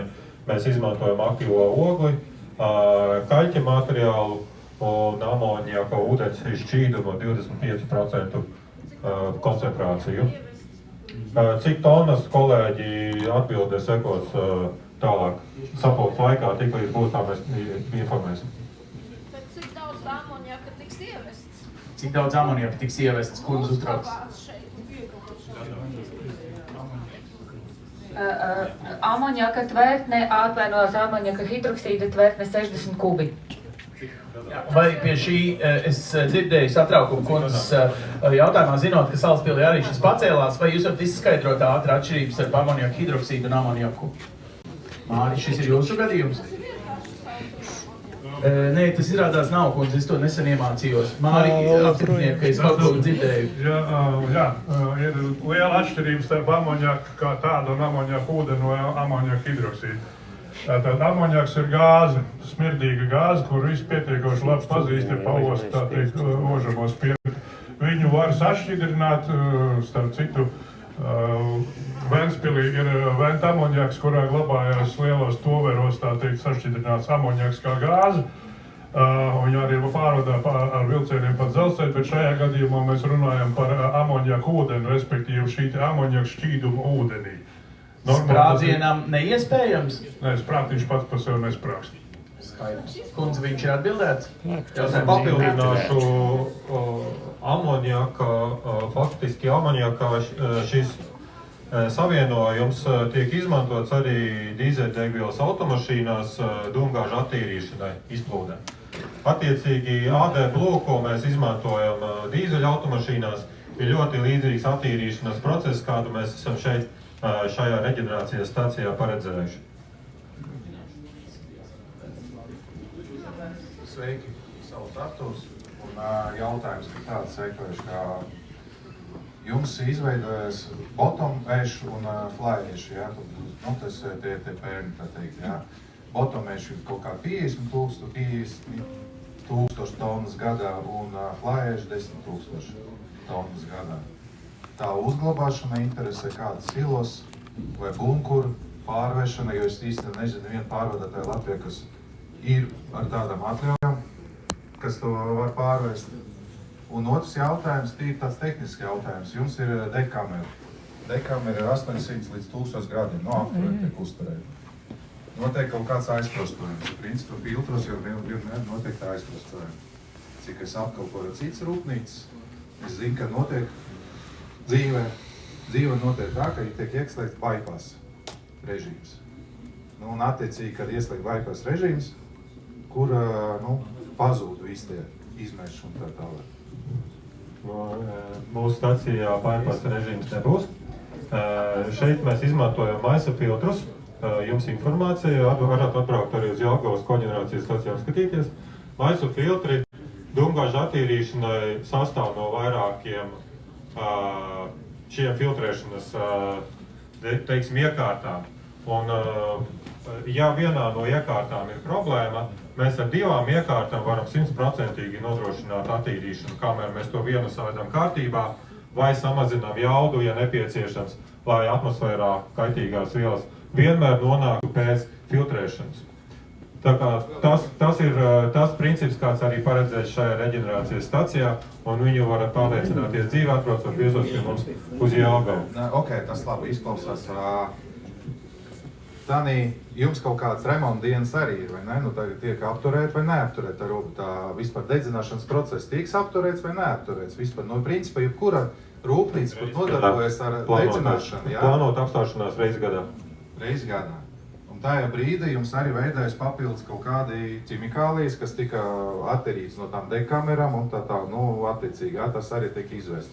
Un tad mēs tiekam atkal pie tā jautājuma, pie otra, kā tiek uzglabāt visi te, tā teikt, viskaitīgākie materiāli. Uzglabāt un transportēt. Tātad, viskaitīgākais materiāls ir šis materiāls, lai viņš jums liekas tik ļoti kaitīgs un bīstams. Jūs viņu turat rokās, tad jau nav laikam. Šie ir lidojošie pelni, kas klasificējās kā bīstamais atkritums. Otrs bīstamais atkritums man rokā ir šis telefons, kur iekšā ir baterija, kas arī ir bīstamais atkritums. Nerunāsim par tiem, kas brauc ar elektroautomobīļiem uz pustonnas bīstamo atkritumu. Vai tas liekas bīstami? Ikdienā jums pārvietojoties ar automašīnu, kur ir akumulātors, piemēram, iekšā un eļļa, un vai jūs par to īpaši uztraucaties? Līdzīgi ar šo elementu, viņš nav bīstams tādā kategorijā, ka viņš varētu sprāgt, vai viņš iztvaiko, vai rada citas problēmas. Viņš ir bīstams tikai tad, ja viņš tiek nepareizi apsaimniekots un viņš nonāk apkārtējā vidē, ja, kur ir šeit pamatā ir šis smago metālu koncentrācija. Smagie metāli arī mums ir apkārt, gan jūs apģērbā, gan apavos, gan griestos, gan grīdā, gan uz krēslā, kurā jūs sežat. Jautājums par koncentrāciju, un šie ir tie pelni, kurus mēs plānojam vest pārstrādē ārpus Latvijas, un tas par to nav jāsmējās. Mums ir sadarbība ar Norvēģiju jau šobrīd, kur Gren Lietuva uzņēmums sadarbojās ar Norvēģijas uzņēmumu, kurš šos pelnus faktiski paņem pie sevis un nodrošina tālāku pārstrādi. Un tā vešanas procesa, kungu interesē tā pārvešana vai tā ir drošā veidā? Notiek, šis materiāls ir līdzīgs arī cementam un līdzīgi viņš arī tiek pārvadāts. Ja? Tad slēgtā toverī. Slēgtā toverī un ostā attiecīgi ir neliela pagaidu uzglabāšana, pirms viņš tiek uzkrauts uz kuģa un vests projām uz citu valstu. Tieši tādā pašā slēgtā telpā viņš tiek glabāts arī, kamēr atdziest, kamēr sakrājās transportēšanā. Reģenerācijas stacijā attiecīgi ir metāla tvertnes, kurās šie bīstamie pelni tiek uzkrāti sadegšanas procesā, un viņi tur arī no turienes pa tiešo no tās tvertnes tiek izlādēti slēgtā veidā automašīnā. Tagad mums būs diagonāls jautājumi. Kungs pa vidu un kundze tur stāv netālu no durvīm. Jūs jautājums, Marta? No Volšina kaimiņš, tad būs vārds un jautājums, cik miljārdus eiro vajag, lai nesāktu īstenot šo te projektu? Paldies. Jūs domājat arī, ka tam būs atbilde? Ja? Cik miljārdus eiro vajag, lai nesāktu šo projektu? Bija kunga jautājums. To mēs neesam vērtējuši. Es domāju, ka projektu no tā iegūs ik viens Latvijas iedzīvotājs.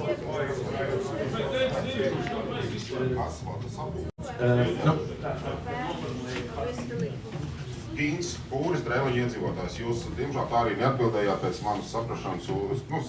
Kurš vada šo sapulci? Uz Sigits jautājumu jūs neatbildējāt. Lai varētu ierakstīt protokolā pēc jūsu skatījuma. Es atbildu Sigitai, bet es atbildēju, ka pašvaldībai ir jāvada šī sapulce atbilstoši ministra kabineta noteikumu. Kurš vada šo sapulci? Jūs, Kristīna, stādījāties priekšā, jūs, Vanāt kungs, stādījāties priekšā, jūs, Ants, stādījāties priekšā, bet kurš vada šo sapulci? Tas nozīmē, ka neviens nevada šo sapulci? Mēs esam šīs sapulces dalībnieki. Šo konkrēto juridisko jautājumu jūs varat uzdot, viņš jau faktiski uzdot, viņš ir nefiksēts. Jūs pašreiz neatbildat, kurš vada. Skaidrs. Un vēl viens īsti precizējuši jautājums. Jā. Vēl viens īsts jautājums, jeb arī īsts atbild no jums. Jūs minējāt pēc IVN apspriešanas, precizēšanas vispārējā būs jāsaņem vēl no Salaspils domes akcepts darbībai. Vai no Ropažu domes arī būs jāsaņem akcepts? Ja reiz valsts vides dienas prasīja jums publiskās apspriešanas abos divos novados, jūs tagad uzstājaties abos divos novados, vai jums arī no Ropažu domes ir jāsaņem akcepts? Iespējams, ja vēl Zoomā ir valsts vides dienesta pārstāve, arī varēs precizēt šo. Paldies, jā. Jā, visticamāk, tas ir jautājums tieši valsts vides dienestam, jo šobrīd tik specifiski atbilde vai noteikumi mūsu programmā, ko valsts vides dienests izsniedza, nav precīzi ierakstīts. Maskavas kundze, vai jūs vēl esat ar mums? Varat, vai es to pārbaudīšu, ka jums ir ieslēgts mikrofons, uzgaidiet? Mēs ieslēdzām arī tēzētavā bija jautājums par attiecīgo tematu par vai varam pajautāt valsts vides dienestam vai pašvaldībai ir jāvada šī sanāksme vai kādam citam. Šo jautājumu un arī lūdzu Maskavas kundze otro tikko izskanējušos. Paldies. Pašvaldības pārstāvs būtu jāvada šo sanāksmi, kāds ir noteikts ministra noteikumos numur 18. Šo pārkāpumu valsts dienests vērtēs kopā ar izsvēru vai ziņojumu apspriešanu līdzekļu sabiedrības līdzdalības nodrošināšanai ir bijuši pietiekami efektīvi. Attiecībā uz to, kurai pašvaldībai būs jāpieņem akcepta lēmums, ir atkarīgs no tā, vai konkrētajā gadījumā tiks ietekmēta Ropažu novadu pašvaldība, vai tiks konstatēts ietekmes uz Ropažu novadu pašvaldību, cik lielā mērā vai atbilstoši normatīviem aktiem šis ietekmes būs novērtēts. To valsts dienests varēs pateikt tikai pēc tam, kad tiks izvērtēts. Kādā apmēram tas būs? Šobrīd notiek sabiedriskā apspriešana, ierosinātājs Grenlātvija kopā ar izstrādātāju ģeokonsultants vērtēs saņemtos iedzīvotāju priekšlikumus, iebildumus, sniegs atbildes uz tiem, papildinās ziņojumu nepieciešamības gadījumā, arī šo protokolu un tikai pēc šīs sabiedriskās apspriešanas noslēgšanās iesniegs valsts vides dienestā atzinuma sniegšanai. Saskaņā ar ietekmes uz vidi novērtējumu likumu valsts vides dienests vērtēs šo ziņojumu un ir iespēja, ja mums būs jautājumi atbilstoši 20. pānta 2. 3. daļai, mēs varēsim lūgt papildināt šo ziņojumu, taču valsts vides dienests, ja konstatēs, ka ziņojums neatbilst normatīvo aktu prasībām, var nodot arī pārstrādāt šo ziņojumu.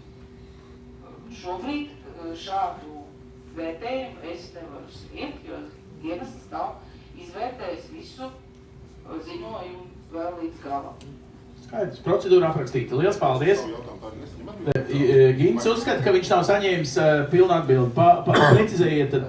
Tātad jautājums bija pēc IVN, to, ko jūs visu pieminējāt, kad ir procedūra, kad ir papildinājumi, precizējumi, vispārējais IVN-am.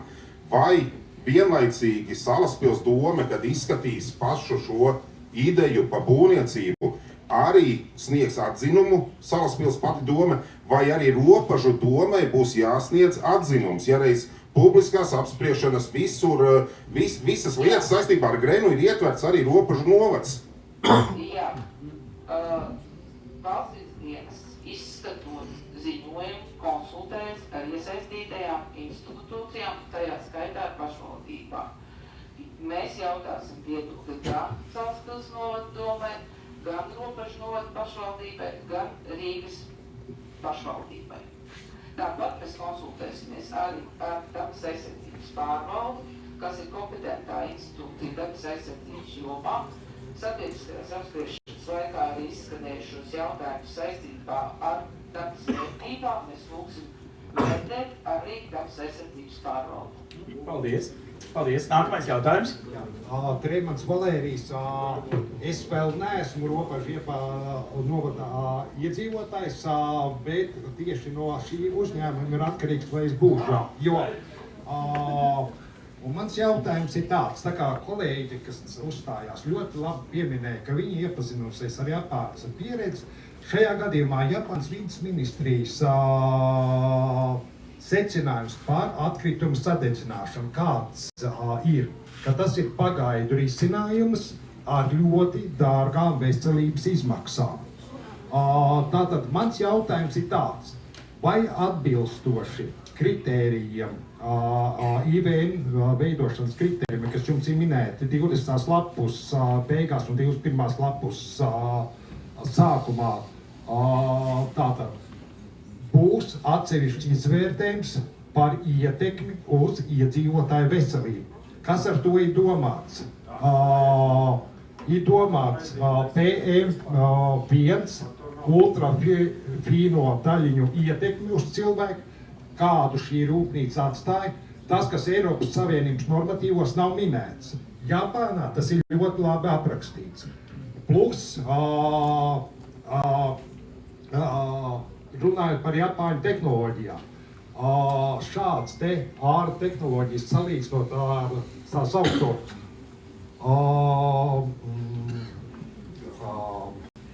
zelta trīsstūri, bet es aizmirstu to. Principā labākās tehnoloģijas, kas apvieno. Šī tehnoloģija jau ir 30 gadus. Ar pietiekami labākā gadījumā 65% var sasniegt liederības koeficientu. Tas ir ideālā gadījumā labi sagatavotas izeivielas, mitrums un tā tālāk. No tā apmēram jums ir norādīts 22% izmešu. Japānas tehnoloģijas, pieņemsim 1300 grādu sadedzināšanu, šī te vitrifikācija pelnu, izdegš 3%. Tātad aizsargāti no izskalošanās. Kāpēc mēs runājam, ka tā ir moderna tehnoloģija?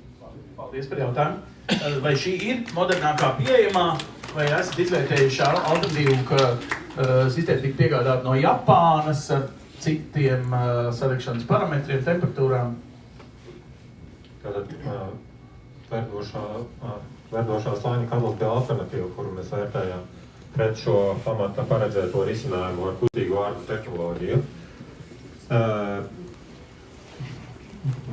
Es teiktu tā, vai ka kondensāta cikls elektroenerģijas ražošanai ir vēl daudz vecāks, un mēs viņu joprojām lietojam, bet mēs viņu pilnveidojam. Līdzīgi ir arī ar ārdu tehnoloģiju. Viņa nepārtraukti tiek pilnveidota. Gan paša sadegšanas procesa pilnveidošana ar automatizācijas risinājumiem, mērot visus parametrus precīzi, padodot precīzi nepieciešamo gaisa apjomu un precīzi attiecīgi kontrolējot, kādi ir sadegšanas produkti un regulējot nepieciešamās piedevvielu dozēšanu un dūmgāžu attīrīšanu. Tas, ko gribu teikt, liederība no šīs stacijas, ko mēs esam paredzējuši, ir vairāk kā 100%. Visa termiskā... Nē, arī mums aprēķins ir pie zemākās siltumspējas. Ņemot vērā dūmgāžu siltumenerģiju, ko mēs atgūstam no dūmgāzēm.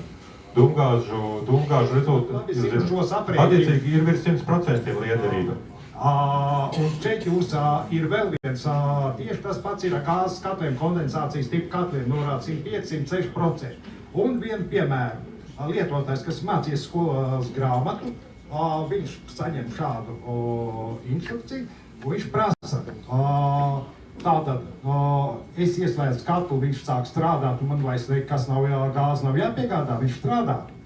Jo šeit ir viens tāds maza nians, ka Eiropas Savienībā nav apstiprināt šī te metodika kondensācijas tipa iekārtā. Un tāpēc rēķina pēc zemākās. Reālais, kā aprēķina siltumspēju. Tas ir pie normāla apstākļiem, 20 grādu siltuma šis te daudzums, kas izdalās, un reāli, ko jūs iegūstat. Un tas, principā šis te no fizikas viedokļa 106%, jeb cik tur tie procenti, tā ir var uzskatīt par patērētāju krāpšanu. Negluži, jo gāzu fāzu maiņas rezultātā izdalās papildus siltumnīca. Un attiecīgi dūmgāzēs mums ir ļoti liels mitruma daudzums, un attiecīgi šo mitrumu kondensējot mēs iegūstam papildus siltumenerģiju. Un šo liederību mēs nomēram ar siltumenerģijas skaitītāju. Varbūt, kā nestrīdēsimies par to, bet par šo tehnoloģiju kā tādu, viņa ir minēta kā labākā tehnoloģija, kas ir šobrīd pieejama un izmantojama šādai darbībai. Un pēdējie mums zināmie projekti, kas Eiropā tiek būvēti, pārsvarā arī izmanto šo tehnoloģiju, kuru mēs esam paredzējuši ar šo kustīgo hārdu katla sadedzināšanas tehnoloģiju. Labi, nākamais jautājums, lūdzu. Kārlis no Robežu novada domas bija uzdevis konkrētu jautājumu, bet atbildi mēs neesam saņēmuši. Atgādiniet, jo viņš pats ir prom. Gadījumā, jā, to rūpnīcu uzbūvēs. Kas mums no tā? Mēs reāli saprotam, ka ietekme uz mūsu veselību jebkurā gadījumā būs. Vai mums būs bezmaksas veselības apdrošināšana, vai mums būs bezrindas pieņemšana pie ārstiem, vai mums būs bezmaksas elektrība, kas mums no tā? Es redzēju tabulu ar jūsu ieņēmumiem, es saprotu, ka Siliņas kundze izies no sava vidusslāņa un saņems vairāk, kas mums konkrēti, kā iedzīvotājiem, no tā? Kādi ir Robežu iedzīvotāju ieņēmumi, ieguvumi? Tie ir valsts ieņēmumi, ne mūsu konkrēti. Kas mums no tā? Kāds labums? Robeža arī ir daļa no valsts, un attīstoties Latvijas ekonomikai, šis projekts rada lielu pozitīvu ekonomisku ietekmi. Un attīstoties Latvijas ekonomikai, arī robežnieki ir ieguvēji. Vistiešākā no visiem šiem kopējiem Latvijas ekonomikas labumiem robežnieki vistiešāk izjutīs šo atkritumu apsaimniekošanas izmaksu tālāku nesadārdzināšanos, jo šis risinājums atlikumus noglabāšanas būs daudz dārgāks. Viņš šobrīd ir daudz dārgāks, un pieaugot tālāk dabas resursu nodokli. Jūs redzēt rindas pie Jā, bet mēs būvējam drošu. Jūs mums to apmaksāsiet? Mēs būvējam drošu staciju, kurā neradīs negatīvu ietekmi uz jūsu veselību. Par to nevajag satraukties. Paldies! Paldies! Mēs esam apspriešanas būtība ir jautājums un atbildi. Ja jūs vēlaties jautāt, pieskaties lūdzu pie manis, es atnāšu. Mani sauc Dmitrijs, man pieder māja šeit, Latvijā. Un jautājums ir ļoti viegls un parasts. Mūsu konsultantiem, nevis pasūtītāji. Mēs dotajā brīdī daudz runājam par drošām tehnoloģijām, par to, ka nevis mūsu, bet jūsu dedzinātājā strādās droši, vienmēr nodrošināt pilnā drošība un bla bla bla un tā tālāk. Mans jautājums konsultantiem. Kas bija vissliktākais scenārijs, kurus jūs izskatījāt dotajā IVN sastādīšanā? Piemēram, dedzināšanas ceha vārti pastāvīgi nebūs slēgti. Mēs šeit runājam par smaku, par dažādām lietām. Taksim tā, parastajā dzīvē nekas neies ideāli. Tāpēc jautājums, kurš bija vissliktākais scenārijs, kurus jūs izskatījāt?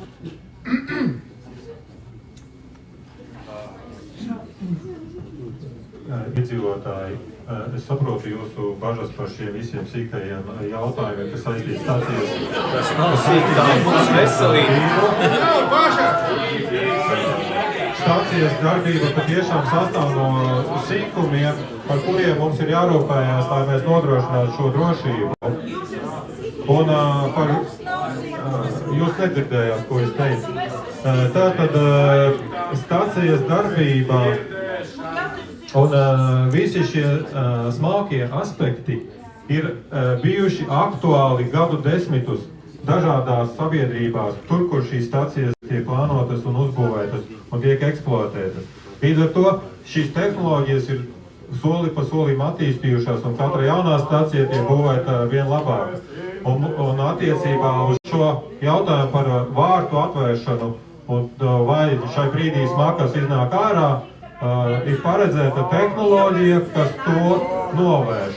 Respektīvi ir šajā bunkurā ir gaisa retinājums, un atveroties vārtiem gaisa plūsma neiziet uz āru, bet iet uz iekšu.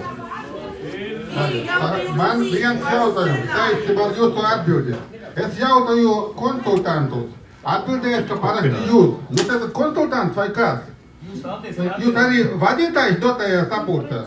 Labi.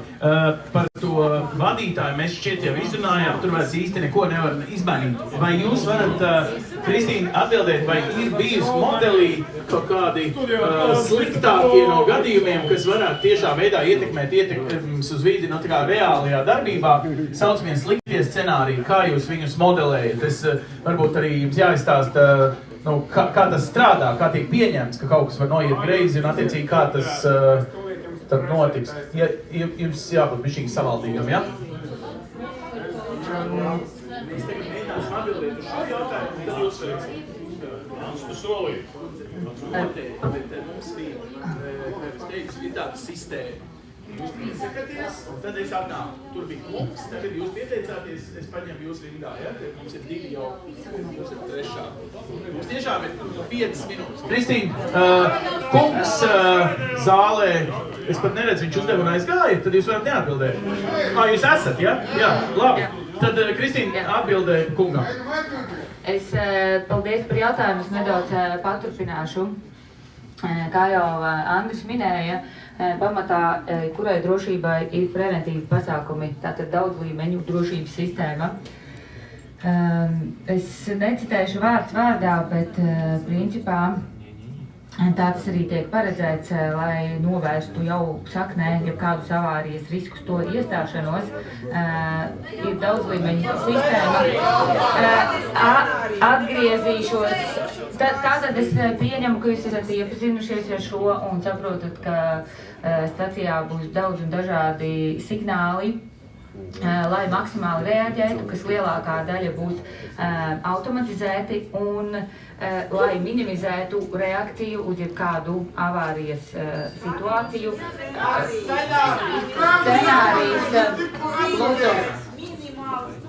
Lūdzu, attiecīgi IVN ietvaros tika veikta arī sākotnējo risku izvērtēšana.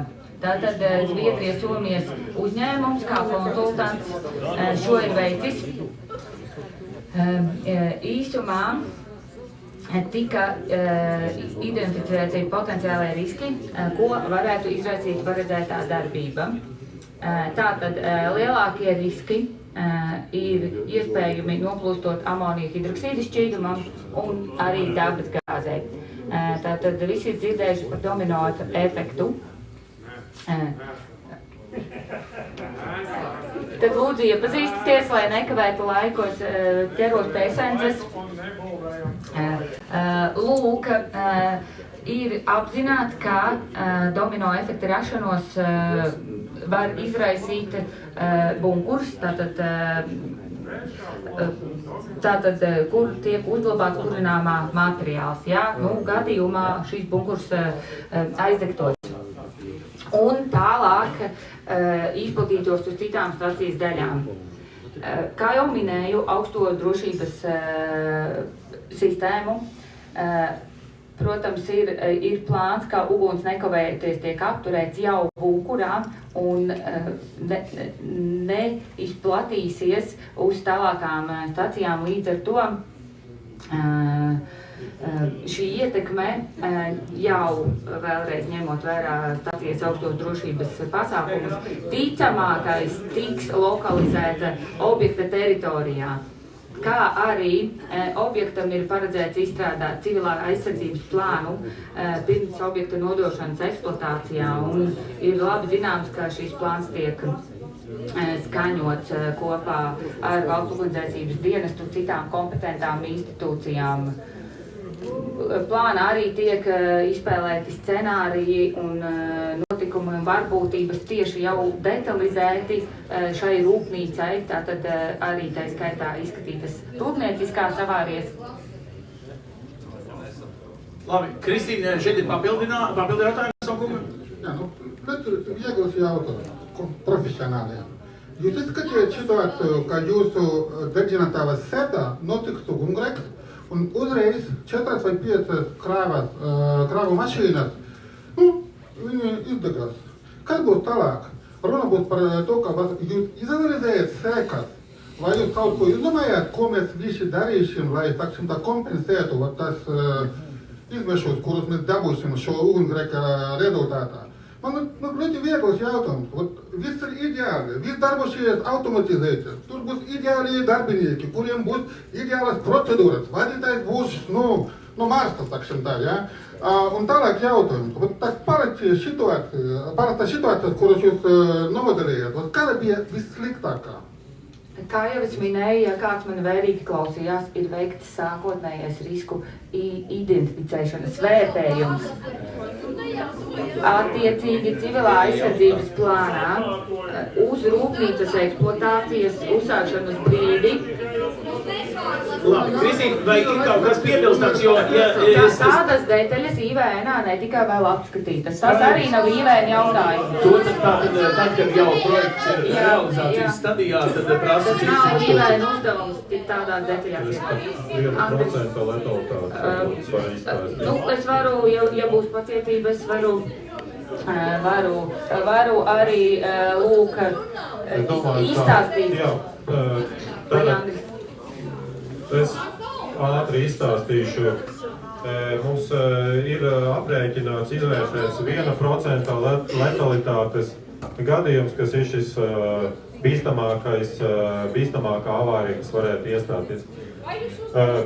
Bīstamākā avārija tātad ir no amonieka hidroksīda šķīduma noplūdes, un gadījumā, ja šīs avārijas brīdī 19 metru attālumā atrodas cilvēks, tad ir 1% varbūtības, ka šis cilvēks ies bojā. Un jūs saprotat, 19 metri ir tā teritorija, kas, protams, atrodas rūpnīcā, un šī riska izplatība ārpus rūpnīcas teritorijas nav paredzēta. Labi, paldies, jautājums.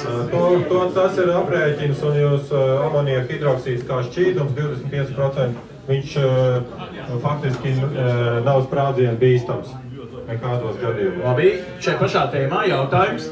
Mums ir tēmā no online jautājums. Vēlējos paturpināt par amonieka hidroksīdu, tieši par amoniaku, tev tā runājot. Ja?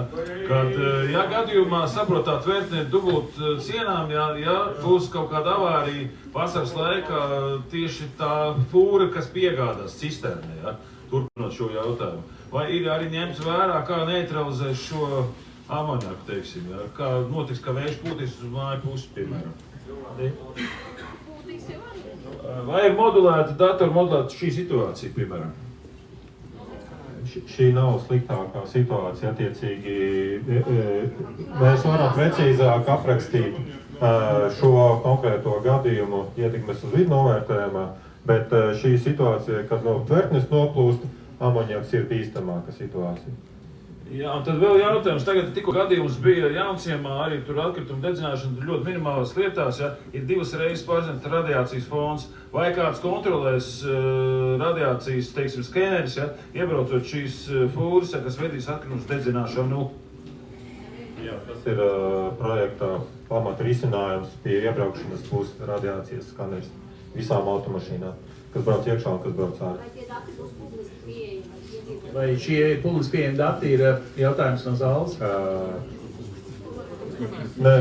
Neesam šobrīd par radara šī radiācijas mērīšanas datiem. Neesam šobrīd paredzējuši, ka tie būs publiski pieejami, bet ir uzraugošās institūcijas, kas to kontrolē. Ja tas ir jūsu ierosinājums, mēs viņu piefiksējam protokolā un mēs viņu izvērtēsim. Vai jūs vēlaties to kā savu... Man ir daudz precizēt. Lūdzu, paldies. Nē, jūs nedrīkstat, jā. Vai jūs vēlaties, lai šis tiek ierakstīts kā jūsu ierosinājums protokolā? Tad jums jāsaka savs vārds, jo tad protokolam ir adresi kādreiz. Jā, Meža Roze, tas ir ciemats, ko jūs ignorējat savās kartēs, kas atrodas tieši pretī pāri Tecam. Tur ir vairāk kā 40 mājas dzīvojamās ļoti tuvu. Mēs esam visi, jā, tātad mums kā iedzīvotājiem ir daudzgadēja nelāga pieredze ar valsts vides dienesta nespēju kontrolēt ugunsgrēkus un piesārņojumu Robežu novadā. Tiek regulāri kaut kas dedzināts, viņi, teiksim tā, mēs saprotam, ka mūsu institūcijas, lai gan mēs kā tika minēts dzīvojam tiesiskā valstī, ir tik bezzobainas, ka viņi nespēja nodrošināt to, kad likumi tiek ievēroti. Mēs nevaram paļauties, kad jūs tiksiet kontrolēti atbilstoši. Mēs nevaram paļauties uz jūsu godaprātu. Diemžēl, jūs pat neņemat vērā savu pašu komercdarbību, turpat blakus savā pētījumā. Kā mēs jums varam uzticēties vispār jau kā? Kā? Man tikko aizgāja bērns. Par kontroli ir jautājums valsts dienestam. Es saprotu. Mēs esam atvērti un var mūs kontrolēt. Es prasīju, ka jūs katrumā, kāpēc tas nav Mēs to atbildējām precīzi. Nē, jūs neatbildējāt. Kumulatīvajā tas nav uzrādīts. Viņš jau vēl nav uzcelts. Jūs neko nezināt par šo. Jūs nevajag, jums kā godprātīgam uzņēmējam to vajadzēja uzrādīt. Kurā? Jūs visu laiku šis ir jautājums par uzticību. Lūdzu, mēs godīgi teicām, ka viņš nav ietverts un apņēmāmies izvērtēt viņa ietveršanu fona datos. Jūs arī uz šo jautājumu sistemātiski neatbildējāt tā kā uz iepriekšējiem. Tikko teicāt paldies, reaģējot, ka kungs teica, ka viņš ietvēra to datos. Viņš neietvēra, tur nebija tanī. Es gribēju teikt protokolā, kā ietvers datos kumulatīvajā. Es dzirdēju tā, jā? Manā kungs, es pareizi dzirdēju, ka jūs to pieņēmāt zināšanai, ka kumulatīvajos tas tiks pārreikināts. Labi, ja es esmu pie jums bija vēl kaut kāds jautājums, es atceros. Man ir daudzi precizējoši. Un izvēlties vienu lūdzu, jo mēs esam principā jau pāri laikam. Okay, tātad tika minēts, ka uz šobrīd 56 mašīnas ir plānotas, un tad jūs teicāt, ka samazināsies tas apjoms. Un tad bija eksperts, kas teica, ka tomēr nē, mēs vēl vilksim no visas Latvijas. Tad cik mašīnas, kāda ir tas daudzums, ja? Un jūs arī minējāt, ka netiek plānots šobrīd infrastruktūras uzlabojumi ceļa. Tad šīs mašīnas jūs visu laiku šie dati pelna. Es nerunāju par onkoloģiju un par tiem datiem, no kuriem jūs izvairaties aktīvi. Tā maksimālais automašīnas skaits nav mainījies. Viņš ir mums minēts dokumentā, un mēs viņu šobrīd nosaucām. Kāds bija atgādiniet konzervus palāt garām? 56 automašīnas diennaktī. Jā, bet pēc tam jūsu... Nav kolēģis, es saprotu. Pasūtījuma izpildītājs minēja, ka... Kad varētu būt mazāk automašīna, bet ne vairāk. Bet ne vairāk kā 56. Un sakiet, lūdzu, vai jūs ar Rīgas domi tad esat šo viņi zin par 56 automašīnām dienā, ko jūs plānojat papildus Granītielā un noslogat? Granīta ceļu likšķi? Man nav informācijas, vai Rīgas doma to zina.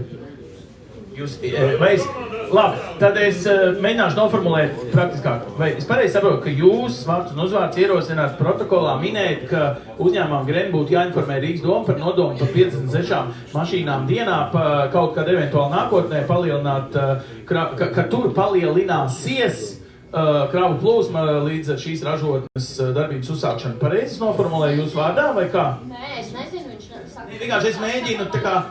Jā, bet saprotiet, jūs tos saucat par jautājumiem, es vēl nedzirdēju jautājumu, varbūt es mēģinu jums nevietā palīdzēt, bet vai jums ir jautājums? Bija kolēģis, kas minēja, ka būs vairāk automašīnas. Netika minētas, cik vairāk. Viņš teica maksimāli 56. Tagad tas tika pateikts šobrīd. Tad šis ir atbildēts. Liels paldies! Tā, un te bija... Anti, es atvainojos. Jā, jautājums no Zoom, pareizi. Nu, tad varbūt ar to arī noslēgsim. Tad 2 jautājumi no Zooma. Viens, 3, labi. Jūs nepieteicāties, kungs? Pieteicos. Nē, jūs nepieteicāties. Jā, es pieteicos. Kāpēc jums liekas, ka jums ir tiesības vairāk nekā citiem, kuri tur ilgāk Man tā nešķiet, tad viss mūsu. Ja jums tā nešķiet, tad lūdzu pieņemiet to, ka, diemžēl, dzīvē gadās, kad neizdodas uzdot. Bet es aicināšu jūs, Kristīna, šis ir mirklis, kad es tā kā izstāstīšu līdz galam, un tad, lai kungs. Tātad mums būs process, kurš sāks šodien, līdz 26. janvārim, kur katrs valsts vides dienestam vai lūk, pētījuma ietekmes uz vidi par konkrēto objektu veicējiem, var iesūtīt savus rakstiskus ierosinājumus, iebildumus, jautājumus, komentārus, jebko, kas ir daļa no šī procesa. Tātad šeit ir procesa daļa, kura bija, nu, tāda, kā saka, cilvēcīgi sarunas formā, un tur ir procesa daļa, kas ir savukārt no šī formālā jau rakstiskajā formā. Tā kā tur lūdzu, laikam lūdzu. Tagad lūdzu jautājums no online. Jā, tūlīt. Tātad jautājums no cilvēka ar vārdu Antonio Krosov, un tad viņš saka, iejaukšanas ar smagu tehniku nebija saskaņota ar TAP, bija sūdzība BVD, bet neviens nav savs pie atbildības. Jā, lūdzu skaļāk vienkārši. Iejaukšana ar smagu tehniku nebija saskaņota ar TAP, bija sūdzība BVD, bet neviens nav savs pie atbildības.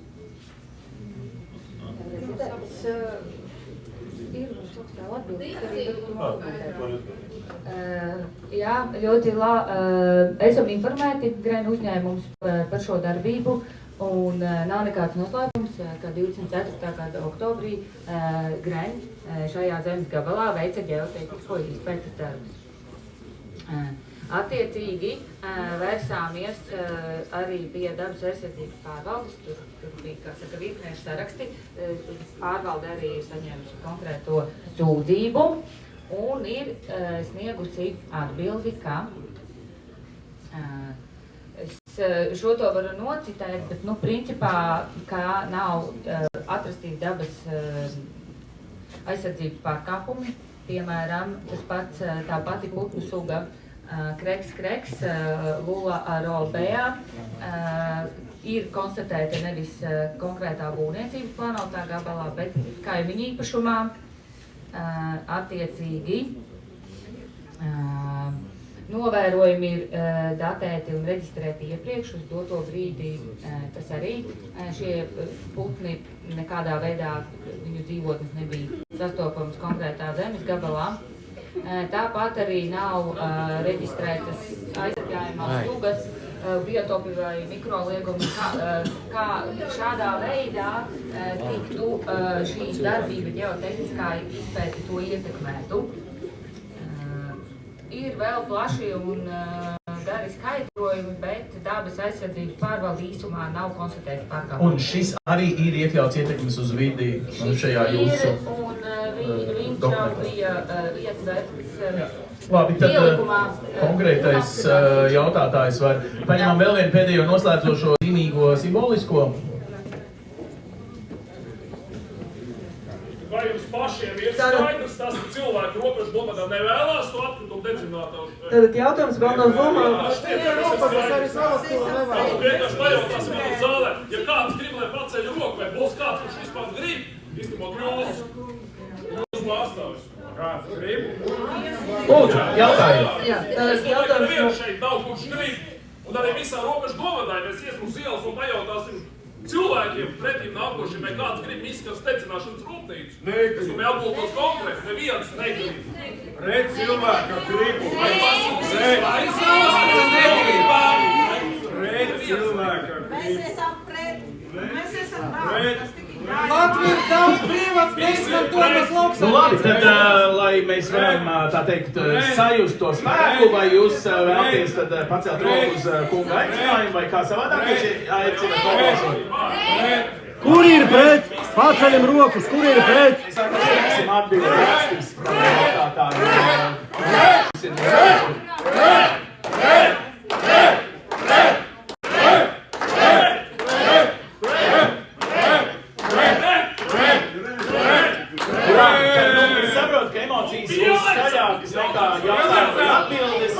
Šajā mirklī mēs to jautājumu un atbilžu sesiju varam noslēgt, ja ir vēlme emocijas, tad esat lūdzu laipni aicināti to darīt ārpus šīm telpām, tādā ziņā, ka mums arī ir īrētais laiks beidzies. Bet, ja ir kādi specifiski jautājumi, kas ir jautājami šeit, Greļu pārstāvjiem, es nezinu, bez šīs sanāksmes skaļās daļas arī ir pieejami un atgādinu vēlreiz, lūdzu, laipni, aktīvi, sirsnīgi, precīzi, detalizēti, emocionāli vai kā savādāk, iesaistāties arī sabiedriskajā apspriedē, kāda ir pieejama līdz 26. janvārim, tas ir 2 nedēļas.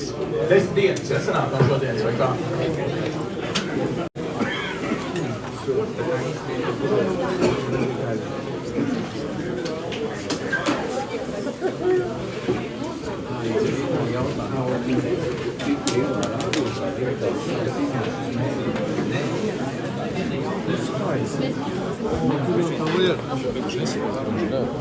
Recording stopped.